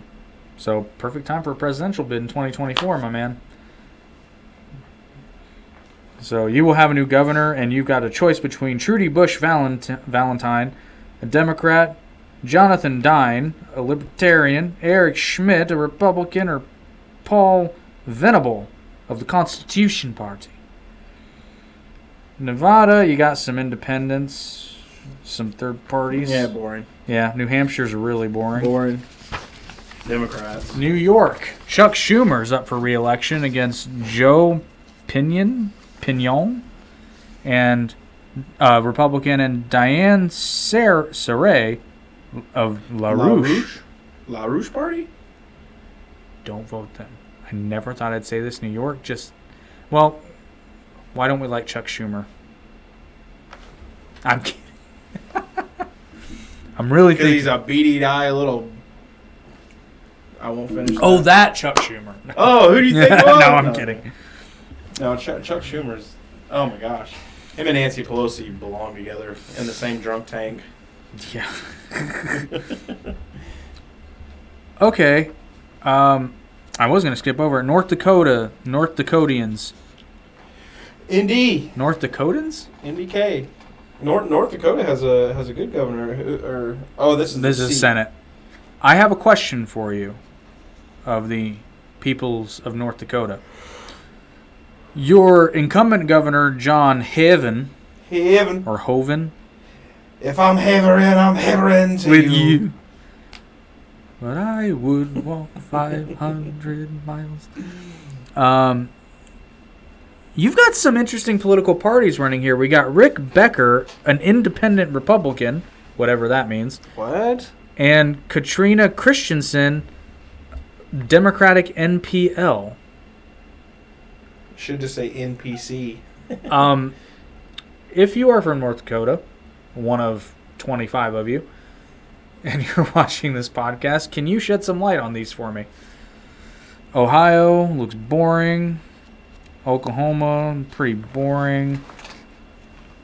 Pennsylvania, who do we got? Oregon's boring. We got Pat Toomey, a Republican. Oh, this is going to be an interesting race. Now, this incumbent is retiring, so you're going to have a new senator. We got John Fetterman, from what I can tell, a career fucking useless person, against Eric Gerhardt, a libertarian. A libertarian. Daniel Wassmer of the Keystone Party. I'm guessing that probably has something to do with the pipeline. Most likely. I would guess. The Keystone Party. That's hilarious. Richard Weiss, or Weiss, depending on how he would prefer to pronounce it, of the Green Party. And something that I'm ashamed to admit, I only found out recently, Dr. fucking Oz is a goddamn Republican and running for Senate. Dr. Oz is a Republican? Yeah, that surprised the shit out You of me think too. he's a Dem? I would have thought so. Because what is the most fucking common party amongst celebrities and people on TV? Democrat. Dr. fucking I don't know Oz. why. And I watched a little bit of his debates with Fetterman. I would say Oz destroyed him, but really Fetterman destroyed himself. And well, no, and here's the thing: I'm not trying to be mean because Fetterman recently had a stroke. But here's the problem: is All-American his sandwich. people should not be letting him run. That can't be good for his brain. And I'm not being funny. Like, I mean, they did it to Joe. this is different though, because apparently he's still having issues like with auditory signals. So he's seeing like text to speech, so he can read apparently. But it's What not a happened, good. Joe? He had a stroke. Okay. Yeah, no, he shouldn't run. He What should the not be fuck? running for political office. I'm not saying And- that he can, but it's like, damn. And here's the biggest reason. Let's and I'm not trying to be mean or ableist here, Yes, but he let's is. be real. No, if we're in the middle of a national emergency and as a senator he is called upon to cast a vote or do something important and the power goes out, how the fuck is he gonna if he can't process auditory information? And this would make more sense if he was running for president, but if it was Fetterman running for president, I would literally be like, Mr. President, there's your problem. Type it down, son. Although I guess you could have made the case. Well, I don't know. Let's say FDR couldn't run anywhere, but he could roll places. So, but yeah, Pennsylvania is going to be an interesting race. I think you might have Dr. Oz as your fucking senator. We shall see, because your incumbent for this particular Senate seat was a Republican. His name is Mehmet. Mehmet, yeah. Huh. He's a minority. Yeah, I was shocked to learn he was. I think that's why it didn't click for me, because I kept hearing people like saying Dr. Oz was making comments about Fetterman, and I'm like, well, I mean, he is a doctor. Oh, they're going to come back. He's a racist. He's this. He's that. Yeah, meanwhile, Fetterman's a fucking white guy who's like tailor-made to be a fucking socialist, from what I Vermont. understand. Holy shit. Jesus. I think Vermont must have this real independent spirit. Because, yeah, the other two are kind of boring. Vermont, Jesus, you got Patrick Leahy. Oh, your incumbent is retiring. So, Vermont, guess what? You're going to have a new senator. You've got Mark Coaster. They're all optional. An independent against Natasha Diamondstone Cahote of the Green Mountain Party. Stephen Duke. Don Ellis and Chris Erickson and Carrie Racheb, all independents. And he got Gerald Malloy, a Republican, and Peter Welch, Democrat. So, Peter. I bet you Peter's going to win. Peter. Peter, you can't run for Senate and president. It doesn't work. Washington looks boring, and Wisconsin looks boring. So, they're boring. And they're not fun to talk about. So I did actually notice something, though. I want to go back and look. We didn't talk about Alabama. So What are they polling? It doesn't say what they're polling at, but Alabama could have a very young female senator, which is not shocking because there's this weird misconception that conservatives don't like women, that Republicans don't like women. I think she might win. I love women. I know, I love them too. Never mind, not going there. So yeah, now we get into the, this is the fun part. We're not even going to try to cover all the House of Representatives elections, but I've got a list from Reuters that says these are the 9 House races to watch, and then I've got my own list of interesting / noteworthy campaigns, and then finally I've got a list of, according to my source, which I use 270towin.org, I think it's either .org or .com. It's the interactive map I use for all the presidential elections. I've got their list of key battleground ones that could tilt Democrats or Republicans having control of the House and Senate. So the first one they say is a race to watch is Alaska's at-large district. So I guess I don't know why they say to watch it. Before we get into this, I just want to point out how laughable it is, how long it takes Democrat cities to count up their ballots versus conservative cities. This is true. Just throw that out there. It takes several days. Makes no sense. So I'm giving you the synopsis. The Democrat Mary Peltola won a surprise victory in an August special election, beating 2 Republicans, including Sarah Palin, which we touched on earlier, and Nick Begich. Begich. He's a big bitch? Oh, big itch. Where?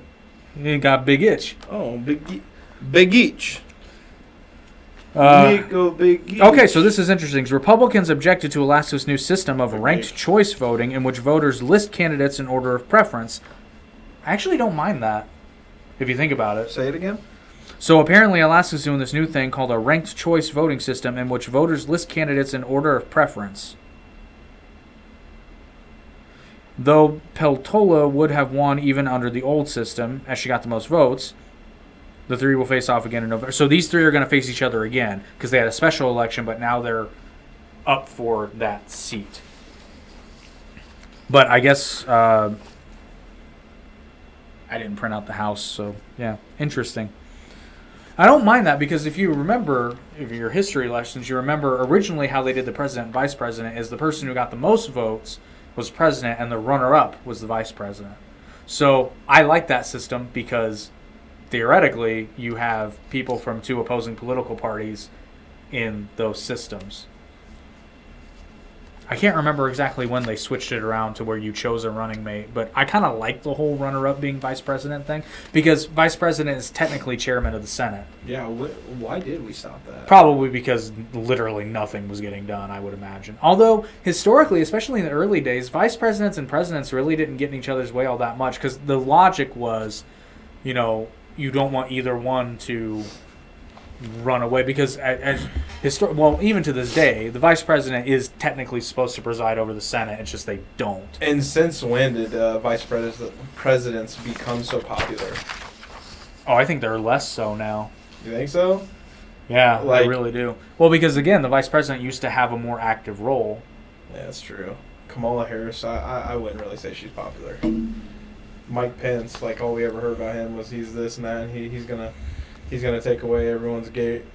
He's going to take everyone's gay rights. Yeah, that's I meant to say it a different way, Yeah. but And then apparently another race to watch for. I didn't like Mike Pence, by the way, just FYI, and I still don't. He just always kind of seemed Douchebag. Yeah, really. Arizona's 2nd district. Apparently, Tom O'Halloran faces a difficult race after a seat covering much of the eastern half of the state was redrawn and encompasses more Republican voters. His Republican opponent, Eli Crane, a former Navy SEAL who in September 2021 called Arizona's legislature to decertify. My mild dyslexia was really going nuts there. Can't even say dyslexia. Can't even say which, by the way, you can get on our online store. Sorry, I have Slistexia t-shirt. Link is in the description. I'm proud of that one. That was a good one. I still have Kiss the Ass in there. Oh, I know. They're all. I can't fit in it, but Oh, the shirt. Yeah. it was tiny. It was? Ah, damn. Remember? It was only a large or something like that. I thought. Oh, I'm a big man, Peter. I'm a big man, Peter. Another one. California's 22nd District. California.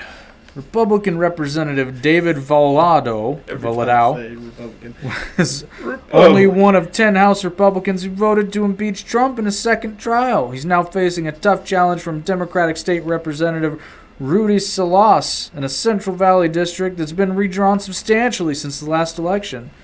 I think David Salad. David Salad. I think it'll win. David Salad. Florida's 13th district. What's a salad? You know what? I really don't agree with this. What does it say? Well, because most of these are just due to redrawing district maps. Fuck, that's boring. Anyway, on to the list that matters. So these are pretty House members. No, this is a. Actually, yes, these are all House elections. These are races that I just think are going to be interesting / entertaining. They all seem actually pretty one-sided, but we might see some surprises. The first one is California's 11th district. Nancy Pelosi. Is she up? Yep.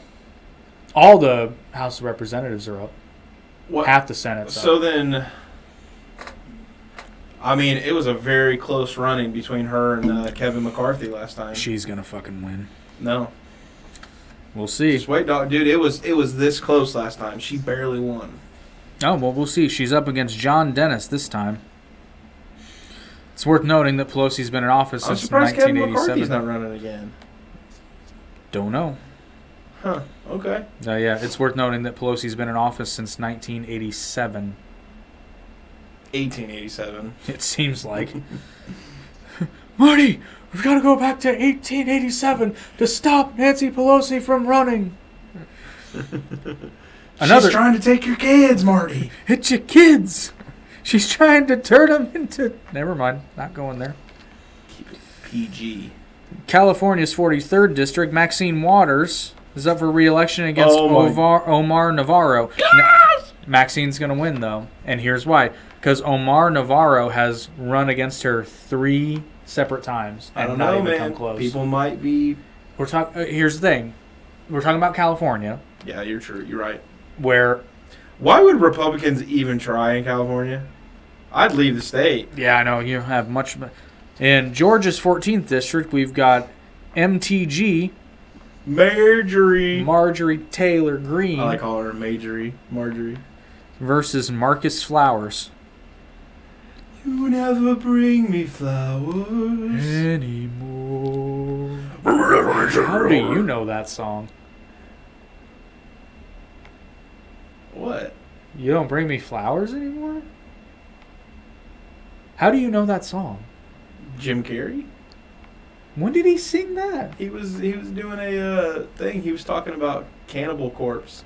He was doing an interview, and he was talking about how he's really hooked to death metal at the time, and this was like 95, 96. Well, yeah, because Cannibal Corpse was he's the like- band, and He's like, they could do a duet, and they kill you, but you never bring me flowers. well, because Cannibal Corpse is the band that's in Ace Ventura: Pet Detective. Oh, well, that makes sense why he likes Yeah. them. Oh no, that's a song that's a duet with Neil Diamond and Barbra Streisand. I was like, what Oh the yeah, fuck are no, you? I don't know I that. was like, me, that makes sense, but you. You never bring me. It's a good song. If you like that kind of thing. It doesn't have any shredding, face-melting guitar solos in it. Oh, not like. that was right there. That was almost your our early Army roller coaster scream. Ah!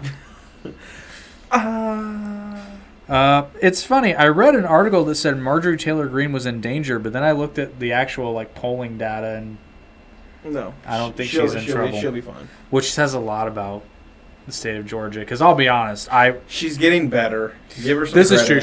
She's getting some restraint. And actually, when she was on Timcast, I thought Was she on Timcast? a long time ago, right after she got swatted, actually.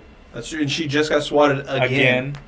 And I'm like, dude, seriously? Like, you guys are the party of That showed of me. tolerance, right? Well, that really showed me the danger of the typical news cycle, because all I'd ever seen from her were these little clips. But then when she was on Timcast, I got to listen to her talk for like an hour and 20 minutes. It And made more sense. 90% of it sounded pretty reasonable. I'm thinking the stuff that we heard from the news was just clippets to make her sound like an idiot. Oh, I'm sure. And then some stuff that hit local. Indiana's 6th district, which is your district. Indiana.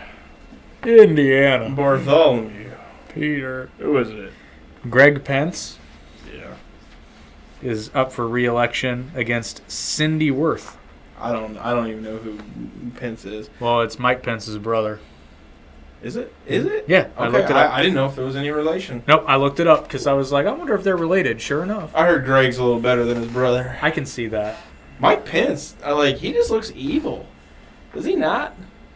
He's got those little beady eyes, and he just looks down at his white hair, and it's just like, bring me your soul. No, I'll tell you Peter. what. I'll tell you what. Peter. I'll tell you what Mike Pence looks like to me. Mike Pence looks like the kind of guy who has literally done everything his parents told him to do from birth. He's looked like Opie. That's who it is. Cover them. They can still hear it. I mean, a little bit, yeah. Okay. Not a dig, because he's such a nice guy. Oh, yeah, truly. But, I mean, literally, Mike Pence reminds me of Opie from the Andy Griffith Show.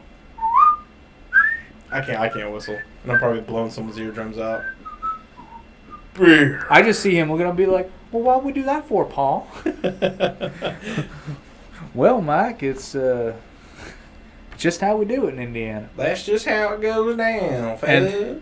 And then in Indiana's 7th district, my district, we have like the only Democrat. There's like, you look at the whole like house map of Indiana districts, there's like maybe there's 2 or 3 blue districts, and I just happen to be in one of them. Yeah, but up against... I looked at the poll numbers. It's not. I know about Gavin Maple, so I'm going to vote for him, but I have a feeling Andre Carson's going to win. Although it's worth noting that they're closing the Starbucks on Monument Circle in downtown for safety concerns. A fucking Starbucks is closing. And they're as left as they get. Yeah. The Starbucks in my old city, they stayed closed like when COVID was going on. And it's like, you guys could literally just work around each other. And as long as it's just you work around each other. Oh, but see, you'd that be would have fine. required them to want to work. Which I guarantee you was their biggest Oh, yeah. problem. Well, it's like when I had employees who were like acting like they didn't. I'm like, look, you can stay home. That's fine, but You won't I'm make not money. paying you. Sorry. Like, if they put through some stimulus thing that gives me money to pay you to stay home, that's It's different. it's not coming out of my pocket. And I gave them the choice, and I wasn't a dick. I wasn't one of those things where it's like you're fired. It's like if you don't work, you don't get paid. Sorry, Yeah, I can't go bankrupt because you are using this as an excuse to not come to work. yeah, and it's like you can And- be cautious. Well, and I even said at the time, I was like, listen, if we were talking an Ebola outbreak, it would be a totally different animal. But that's, Like I've always said, if people are not dropping dead in the streets, I'm not worried. if people are dropping dead in the streets and you're staying the fuck home. Oh, you damn right. Now my ass is locking up and I'm boarding up windows and shit Yeah. because you gonna get robbed, stuck, stole. Buying a shit ton of ammo on. Mm-hmm. But yeah, so then we got Michigan's 12th district. Rashida Tlaib is up for, well, technically she was redistricted, so she is going up against Stephen Elliott, a Republican, and Gary Walkowitz of the Working Class Party, which She's losing I her antics and what she's done yeah. and talking about stuff. Rashida Tlaib. See what's crazy though? Oh this no, Omar. oh, don't worry, we're going to talk about her ass in a minute. You got her on there? Okay, good. Yep. Well, but here's the thing: on 270 to win, they had them both listed as strongly Democrat according to their data. Which I mean, it's not perfect. Was strongly. No. Democrat. They're talking about this one. Okay, well, I'm just saying because of the way everything's happening and draconian lockdowns. Who was it? China just went back into lockdown. Did you see that? Wuhan? Yep, 800,000 people on lockdown. No tolerance. it's crazy. I do think we will see some surprises because again, I'm very wary of poll data because you always have to ask, and they never disclose this. Who are they polling? Because if you poll 100 random people, but you're in A blue city, or you're in a red city. In a blue city, that makes sense. I think on your representatives it will make sense because, like, for example, it has Rashida Tlaib as safely Democrat. In her district, she might be very popular.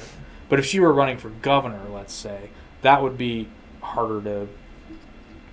Because the more national you get, the harder it is to poll people. Because, like, okay, it goes back to, like... Guys, you're giving these people $175,000 a year Yeah. to do nothing.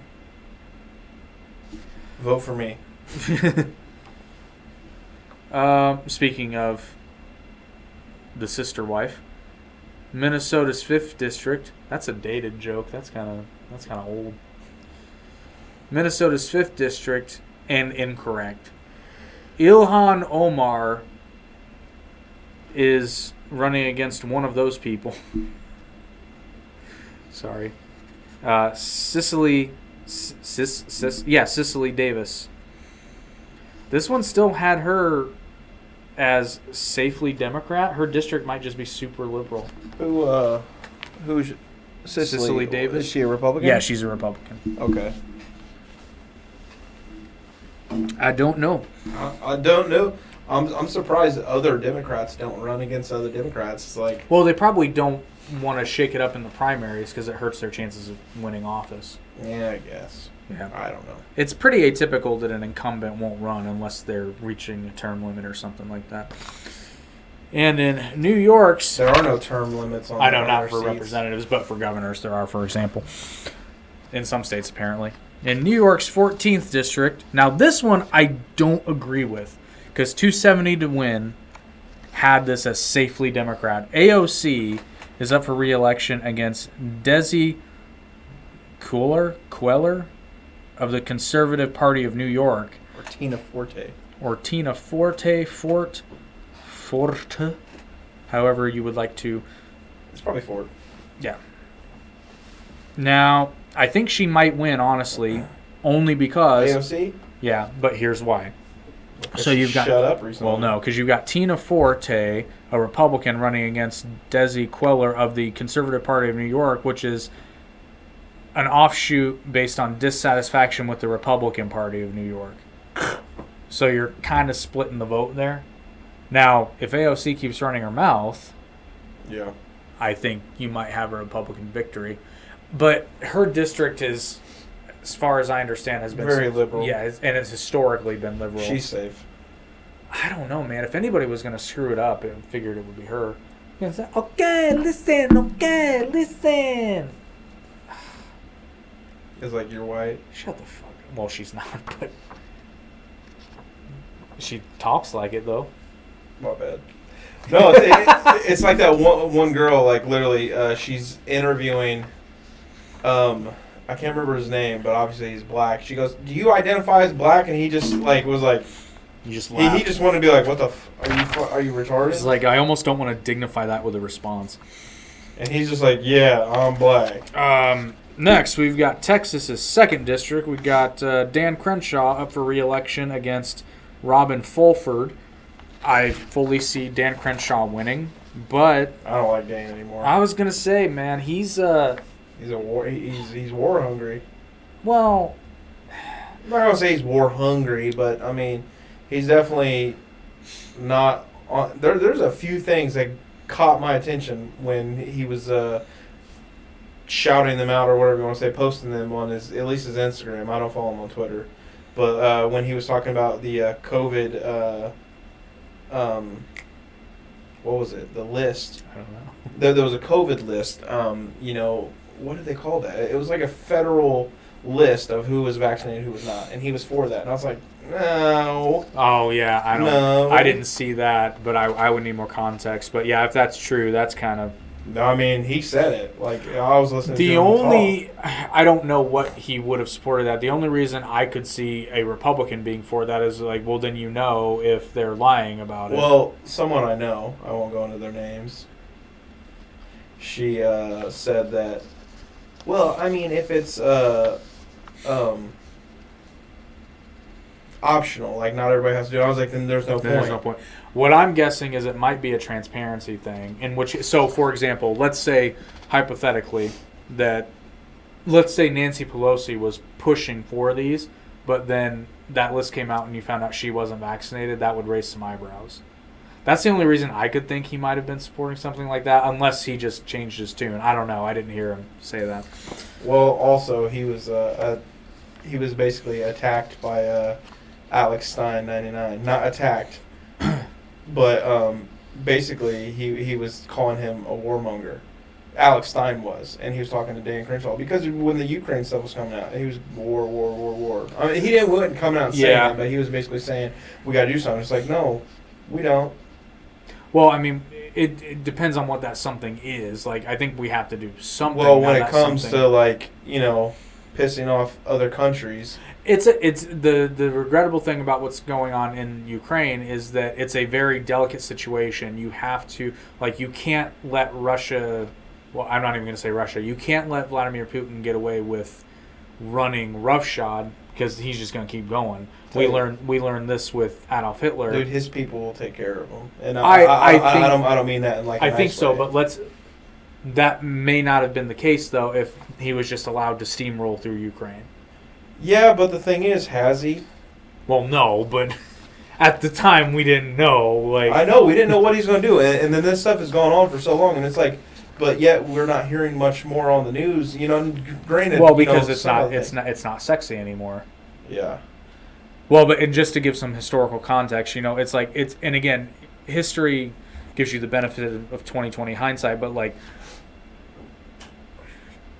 nobody stopped Hitler until it was arguably too late. Nobody stopped Osama bin Laden until it was Well, arguably Hitler, too late. on the other hand, Hitler, he convinced a lot of people, Well, that's what I'm saying. Yeah. but he was good at it. Well, and then but he, some of this stuff sounds familiar because, this part of Czechoslovakia used to be part of Germany. Well, Ukraine used to be part of Russia. I mean, these regions, the Sudetenland of Czechoslovakia is predominantly ethnic German-speaking Germans. Well, these regions of Ukraine are mostly ethnic and Russian-speaking Russians. Like, this all sounds very similar. But then when Germany was given this land, they said, we'll just take the rest. Because, so conveniently, those heavy fortifications that the Czechoslovakians had on the border were mostly in the Sudetenland. So when Germany got the Sudetenland, they took over those military bunkers and basically were like, yeah, we're just going to take all that. But yeah, so it's hard to say, and I'm not defending him. It's just really hard.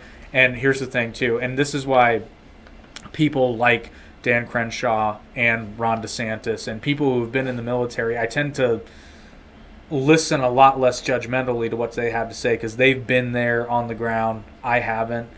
Actually, Dan Crenshaw and Jocko Willink were big time I reasons. love listening to Jocko. Well, but they're big time. Oh, and Tim Kennedy too, big time. Changed my perspective on the U.S.'s international military actions. Because hearing their perspective, because again, they've been there, Let me reiterate, I don't hate Dan Crenshaw. I don't hate him at Oh, all. but that I Dan Shaw, that motherfucker. yeah. Cran Denshaw, he's a dick. One thing that Dan Crenshaw does that I really, really appreciate and like is how He's open-minded, He's very open-minded and he's interested Seemingly. he's genuinely interested in dialogue. That's very important because in this day and age, you can't even have dialogue without someone calling you racist or something like that. And it's like farthest from the argument. It's He's big on information too. I greatly enjoy. He'll often put out videos and posts where it's like, this is what they're saying about the bill, but here's the text. Like, read it for yourself. And I appreciate that. Yeah, because we don't get that with a lot of members. They literally just say, "Oh, we're voting on this bill." That's it. He's got a very good team behind him, and he's social media savvy for a Republican. Because he's not on social media like AOC is, but when he is, it's more informative and less like, I'm just going to do a Q&A, here's my dog. He almost lost his good eye just recently. Yes, yeah. I was like, man. He was like, guys, he was. You could tell he's freaking out. I remember that. I was like, oh man, that would just suck. Fuck Hassan Piker. Yeah, fuck that guy. And now The it's shit funny. he said about Dan Crenshaw, it's Fuck like, you're a that guy. piece of Yeah, shit. Fuck you. Why a- don't you say that to his face? You are a fucking filth. You're a human garbage. Well, not only that, and like I said this at the time, I'll say it again. Hey, Hassan, why don't you say that to his fucking face, you fucking pussy? Who was Hassan supposed to fight? I don't know. Someone, That would've he challenged someone or vice Didn't he versa? challenge Tate? I don't know if it was He Tate. got on some stream with Tate, though, and... Tate would destroy him. Well, but here's the funny thing, because I guess Hassan was on Flagrant lately, and he's talking about how he, like, beat Andrew Tate in this debate, and I'm like, motherfucker, I just happened to have watched that. You didn't defeat shit. And then, of course, Andrew, what's his name? Schultz? yeah, Andrew Schultz, he's just on there, yeah. He's just stirring it up. I don't necessarily like him. I don't dislike him. I love him as a comedian. He's very funny. No, he's hilarious.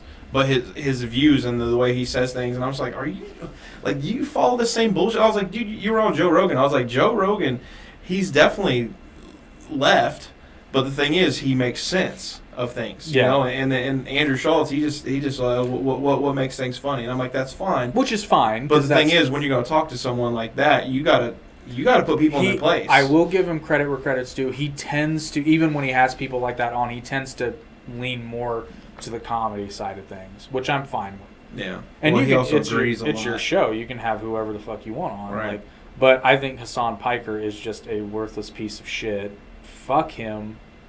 And like I said, hey man, I'll give you massive kudos if you say that shit to Dan Crenshaw's face, but you won't because you're a fucking coward. Mm-hmm. 'Cause Hiding behind get your on uncle, you your get rich on your, uncle. You get on your stream with all the people who want to hear you talk. I don't know why. I don't either.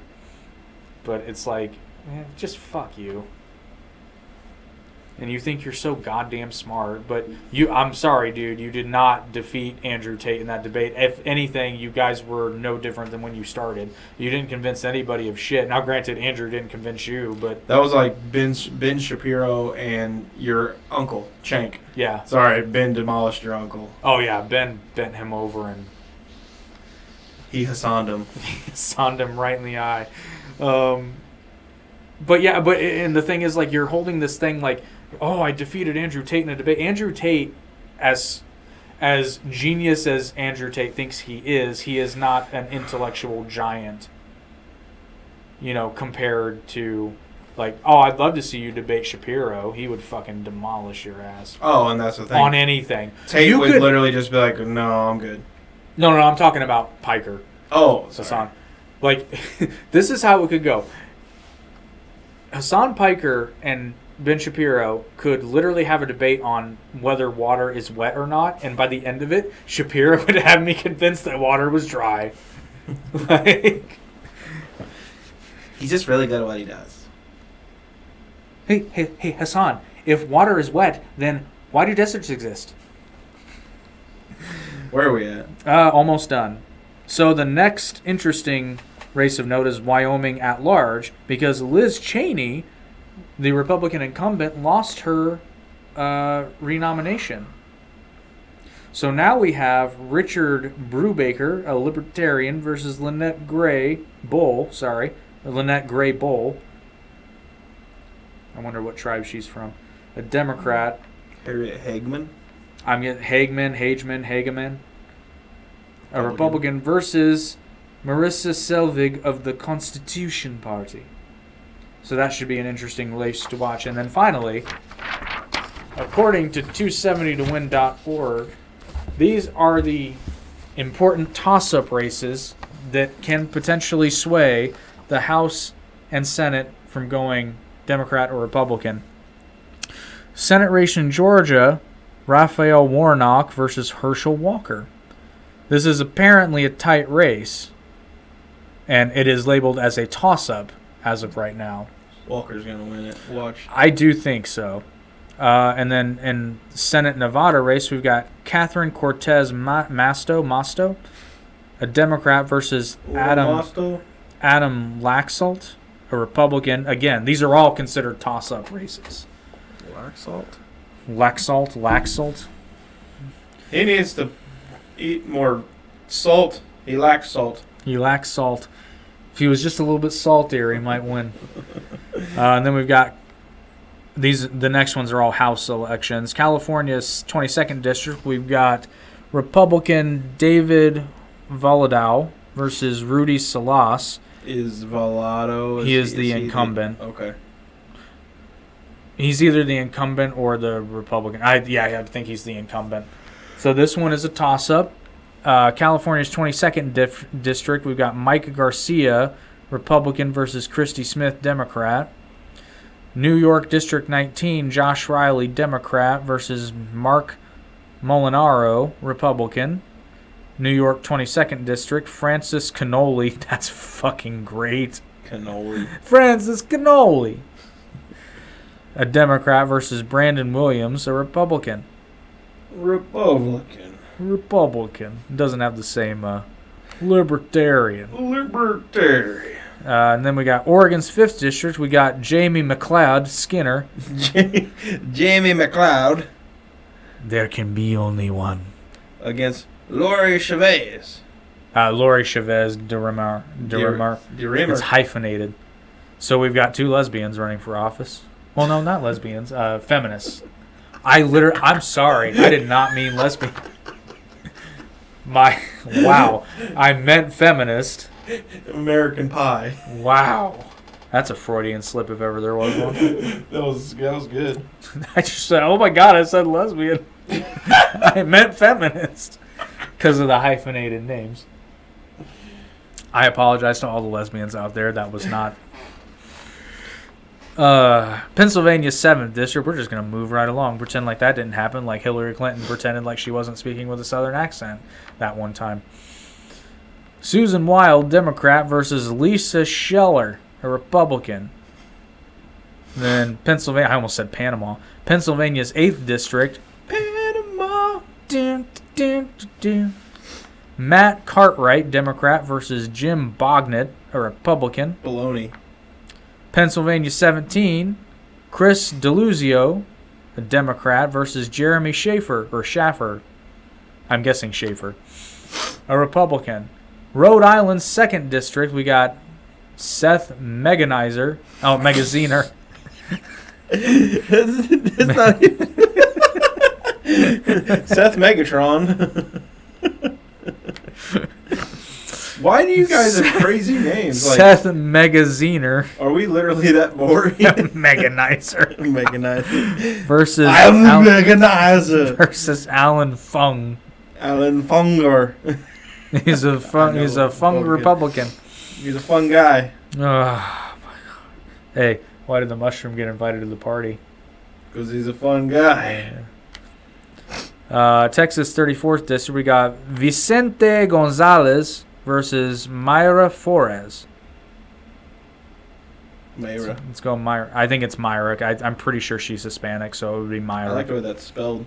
Flores or Myra? If that's Myra, I like the way it's spelled. I believe it would be Myra.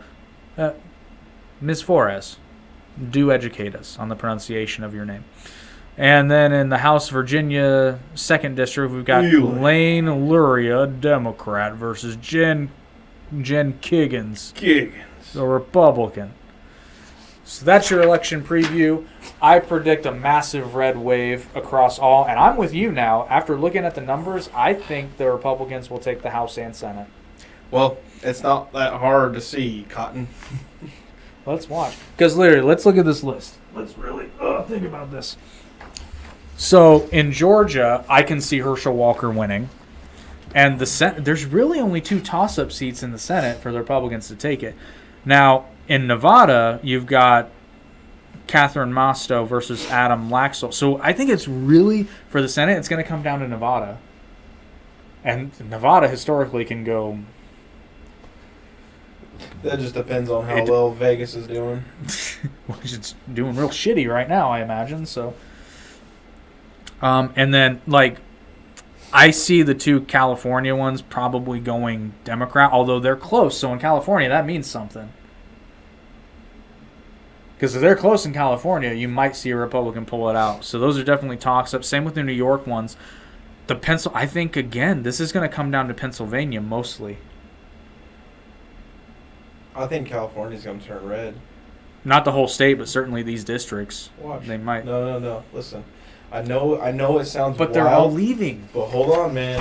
I'm telling you, just put on your cap. Well, how long can you tolerate people shitting in your streets, leaving needles out, and then your governor being one of the largest hypocrites ever, along with one of your representatives being the largest hypocrites in history, and saying stupid shit like we need to fight for trans rights when there's literally shit being thrown at people in your streets. mean, Maxine Waters, when Bitch. she had said something about, what was it about? Not attack. She didn't say attack. She called for people to harass Republicans in public. And the funny thing is, harassment is a. Oh yeah, is but an didn't offense. she have to? Was that her who had private security guarding her? Yeah. And on top of that, Nancy Pelosi, when COVID wasn't really a thing just yet, but it was like starting to get there, and President Trump was like, "No," and she's like, "No, come on down to Chinatown and have a good time." Yeah, it's on the internet. have a good time. It's easy, guy. And then, Step one, Homeless said on- I say bums. Like kiss my bum. homeless on the street giving head jobs for crack. You just say it's easy, okay? Don't have to spend your life addicted to smack. Homeless on the street giving handouts for crap. You will say it's easy, okay? It's easy, okay? You know what? That movie is, Great. but as a musical, it's actually perfect. It's because, like, Matt Parker and Trey Stone, right? Matt Stone and Trey Parker. they're geniuses. Well, they are, and they know what they're doing. Like these, like that movie, literally just as the structure of a stage musical, it is perfect. It's and fucking musical genius. The song "What Would Brian Boitano Do?" What would Brian Boitano do if he was here right now? He'd probably kick an ass or two. That's what Brian Boitano would do. Yeah. It's sad how much I know of I South mean, Park. it's such a good. They're all good. There's not a bad song in that lineup. Blame Canada is genius. Blame Canada. And then how they bring it along, like at the end of the third act for the reprise, that's straight out of like, I mean, West Side Story did it, Les Miserables did it, like all these musical themes intertwining. What is that? Tomorrow night we'll be entertained. An execution, what a sight! Is that what, that was when It's during the reprise. was that when Garrison didn't he dance for the troops? Oh yes, he did. And then Big Gay Al did that musical number. Oh yeah. I'm super. Thanks for asking. Super. It's such a great movie. It is a great movie. And then what I forget what up there, there's Oh, so yeah. much room. Baby's bloom and flowers bloom. If only I could live up there. This is where we completely derail. Hey, I was serious for like You stayed a on long track. time. Like, Yeah, so now I crazy. get to have my. Listen, we should just invade Canada. Oh shit! You Hear me? can't say that. Hear me out. Well, no, And then blame Canada. Blame Canada. Should we blame the government or blame society? Or should we blame the images on TV? Season good. Oh man. Canada just, I don't know how recently, but fairly recently. Justin Trudeau. Oh, fuck that guy. Justin. Justin Trudeau's a dipshit. You can now no longer buy handguns in Handguns. Canada. Yeah. But the thing is, But- did that go into effect immediately? I think so, yeah. I was gonna say, because if not, I guarantee you're gonna have a lot of Canadians come to America. Yeah. Actually, I don't. They still can't buy. I got an them here. idea. Massive public. Let's build a land bridge between Sinaloa, Mexico, and Canada. See, just Bypass America altogether. literally Take all your drugs to Canada. build a wall up to the bridge, and then just You can't say build a wall, you racist son of a bitch. tell that to China. Yeah. You would tear down my shitty one. You got them Mongolians! Fucking Mongolians. Damn it, now I'm gonna have to watch South Park as soon as they're done. You know what? I will say this. The people who I've heard probably laugh the most at that are fucking members of the Asian community. Oh, I guarantee How it. you tear down my Have shitty you one? watched Trey Oh. Parker and Matt Stone record like when they're doing that? It's Oh, it's funnier. so funny. It's funnier than the show. Oh my gosh, because like his face. I guess I ate the cuttlefish. Kaido. Oh, so sorry, Kaido. I'm sorry. That shit's funny. Should I eat the beans and asparagus or the No, but cuttlefish? they actually made a very good point because it's like on the surface, yes, it's extremely racist, but the thing of it is like they're making fun of the stereotype, Mm. and it makes sense. Like they explain it better than I can, but I heard I'm like, you know what, that actually makes sense. And there's this hilarious behind the scene video because they have people on the animation staff that are Asian. They're like, they're like, how racist is this on a scale of 1 to 10? He's like, it's at least an 8. That's And then he said, he's like, but you have to go that crazy, otherwise it is racist. But if you just go insane with it, like you're making fun of the stereotype, and it makes sense in a really weird, like pure comedy way, kind of like how Blazing Saddles works. it's a good movie. It's a great movie, but it works because they go Great movies. Yeah. You're back, oh, he gets it. I got an old one for you. Do you remember City Slickers? Yes. Those are great movies. City Slickers 2 was my favorite, but 1 was... Oh, I know what you're talking about. I had it confused with City Boys for a minute. I was like, wait, wasn't that a TV show? No, that's City Boy! No, that was... Oh, boys. I can't remember who it was. Whoever that guy that voices Mike Wazowski. Billy Crystal. He was in it. I'm fucking surprised I know that name right now. Trading Space is an underrated movie. Dan Aykroyd, Eddie Murphy. I've seen that. That's a good one. That is a good one. There aren't too many late 80s, early 90s movies that really aren't that bad. Oh, so speaking of... Uncle Buck. A great movie. I'm going to have a rat chew that off your face. You never know when you're going to need a good hatchet.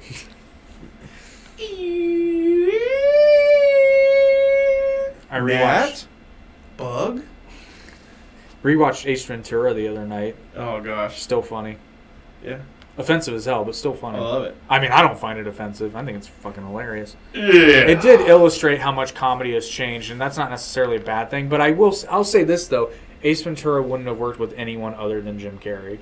If anybody else did it, it would just be stupid. But Jim Carrey, It's his facial expressions, dude. it's He's his able overall. to contort his face. Like the stuff that he did for the Grinch, I thought that was makeup. They only did one CG effect on that. The rest of it was totally him. You imagine in it like, was it the Grinch? Yeah. The Grinch, he hated so much because of all that. He almost quit the Grinch because of the hours of putting that makeup on in the body. Yeah, I think it was like 12 hours. I was like, damn. I believe it. But interestingly enough, too, you remember, and I said this recently. Actually, it was one of the shorts that went up. You know how I said Back to the Future shouldn't be touched? No, you didn't say Back to the No, Future. I did. I started out with Back to the Future, and then Did you? Then I said we learned our lesson with Indiana Jones, and then you told okay. me. All right. So on today, by complete sheer happenstance, probably because I've been talking about Back to the Future and I rewatched it recently. And I can't remember the name of the channel, but there Back was. to the Future musical is happening, by the way. It's live on Broadway. I would like to see that. I don't know how it would be good, but... Well, but here's the thing. So, Marty, we gotta save your kids! Your kids are in danger! Marty! well, I'm guessing it would probably start with Power of Love. Oh, God. That's just the power of... love. Hey, it's awesome. But this channel uploaded basically like a concept and like a plot synopsis of a proposed, by them, it's not happening, but of a proposed Back to the Future Part 4. And I even left this comment on the video. I said, as someone who recently said Back to the Future should never be touched, I really want to see this movie. Listen, I never say never. Because the thing is, even though we got a really shitty live action Dragon Ball movie, I still watched it just to watch it. And I watched it again recently, and it was still just as bad. I was gonna say it was still But awful. still, they tried. I got an extra adaptation, and I'm happy with it. It And doesn't hey- have to be good for me to be happy. And hey, it won't be any worse. Yeah, it's, almost like Batman. Yeah, we got the worst it could possibly be. Pattinson. No. He says that. I'm half kidding. Pattinson, dude, you were good. Okay, so I found the. Okay. So the Cheap channel ass is called ads. Channel Awesome, and the video name is "What If Back to the Future Part 4 Happened." I'm gonna send this to you. You can listen to it at your leisure, but they go over basically their concept of how they would write it. It's fucking good. I would love to watch this movie. Unfortunately, it would be difficult to do because Michael J. Fox is, I mean, he's got very advanced Parkinson's, but you know what? I think it'd be worth it. Write it into the script. He can't do it. I know he can't do it, and it sucks. Because the thing is, you can barely make out what he's saying half time. Like, No, did that's you true. see him play guitar? He played Johnny B. Good just recently, within the past, 3, maybe 5 years. Oh, no. and I he still didn't. played it fairly well. Huh. Who was Dan Crenshaw? Dan Crenshaw is a representative from the great state of Texas. I don't know. I was,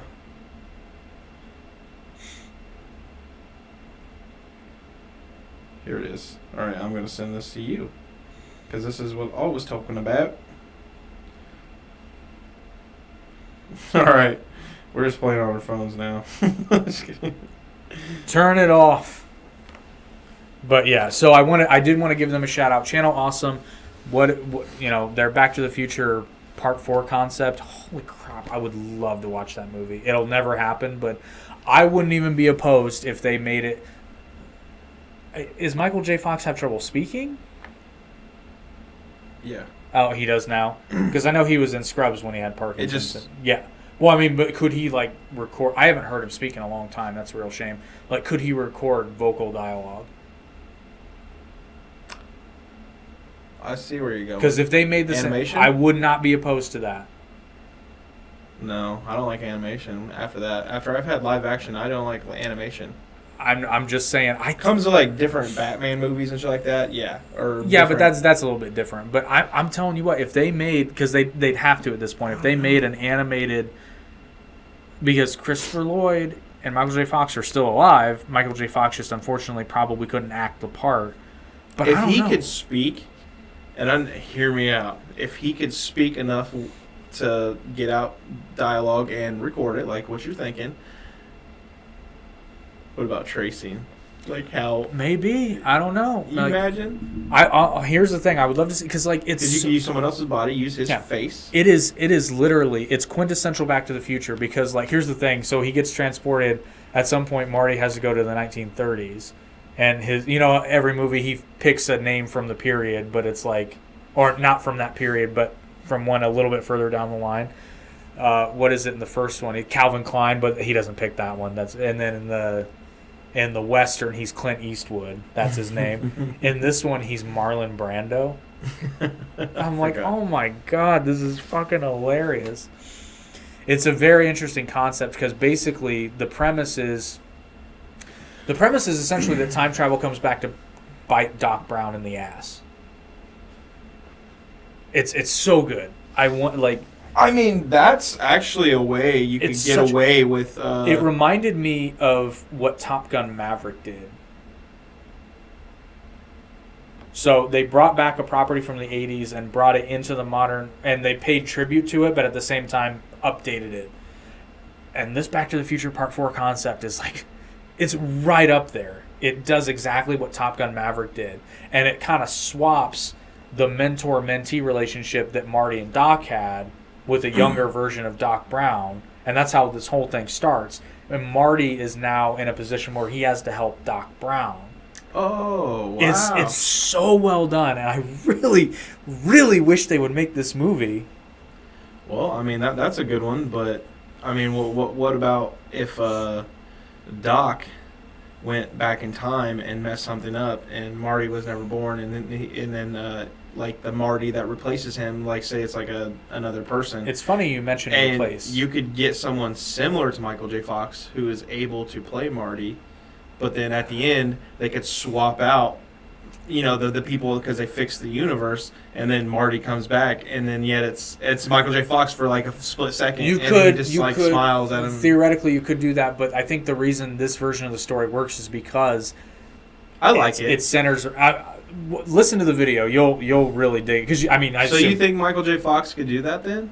I don't think he could. Here's the thing. It depends on how bad his Parkinson's It's bad. is. I know it's bad, but is it so bad that like he can't even function, or does he just move a lot? Because if he just moves a lot, you could. He can't really talk too well. Yeah. See, I haven't heard him speak in a while. It's It's kind of like broken. Yeah. Broken. That sucks. Broken language. So I would, honestly, I wouldn't be opposed. You know what? It might be an interesting video game, actually. Because he probably could. Do the voice acting. But the thing is, it would just take him a ton of time. Which is fine. Well, and they've actually done some really interesting work with voice synthesizing. It's now pretty damn good. Yeah, I know. And here's the thing. I understand, like, pay him all the money. If you have to synthesize his voice, I don't give a shit. Michael J. Fox is a fucking amazing human being, an amazing actor. Back to the Future would not exist without Michael J. Fox. Dude, I don't hear about this movie very often, but Michael J. Fox, The Frighteners. I don't think I've seen it. I'm not a big. You horror. have no. Yeah. It's not horror. I mean, yeah, it is, but it isn't. That's like, yeah, dude, watch it. It's one of the funniest freaking shows ever, and I'm so disappointed with you. You've never seen The Frighteners because I can't remember how I watched it first. It was amazing. Hey Doc, Watch it. Oh man, Back to the Future. I swear, it's funny. I watch the trilogy every couple of years, just waiting for it to become like dated and stale somehow, and it never fucking does. I still laugh. I will watch the trilogy at least once or twice a year. Yeah, that's pretty common for me too. And it was just recently Back to the Future days, so I still have to watch Part 3. But I'm telling you, in terms of script, the first Back to the Future is a perfect movie. It's got a perfect script. It's kind of like The Matrix, the first one. The only problem with The Matrix is the technology eventually gets dated. That's the only problem. Yeah. Everybody's got But it's still in The Matrix but in it's the still, first one, and then now we got them. It's still well, and what The Matrix has going for it is that it's all in a computer program. So that's just the program. The program's dated. Right. The real world has technology that's not even comparable.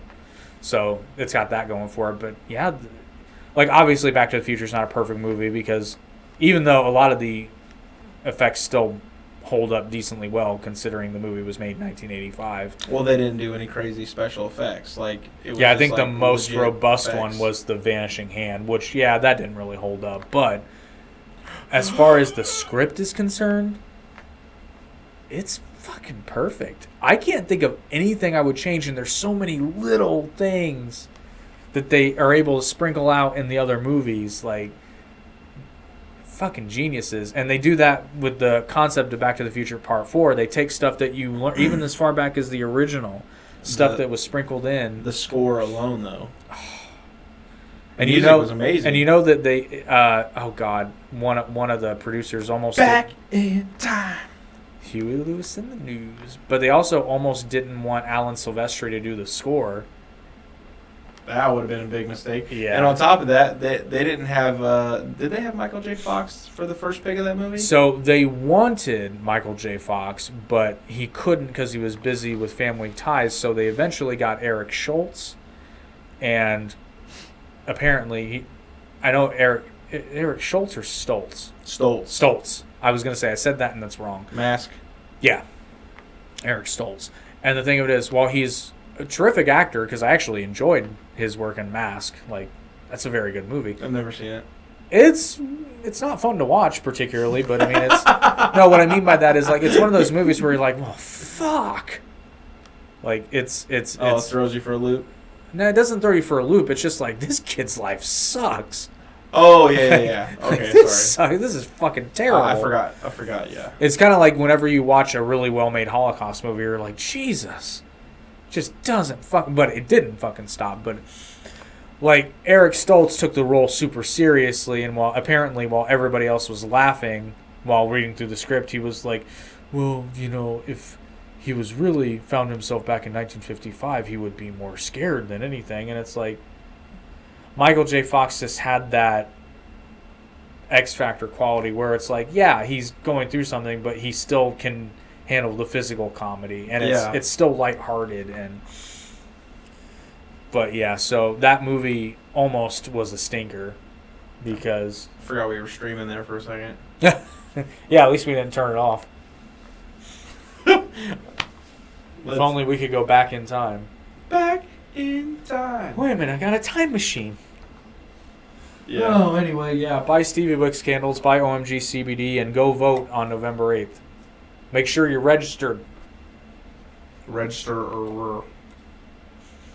Oh my gosh, dude. Register or... Holy shit. I know, right?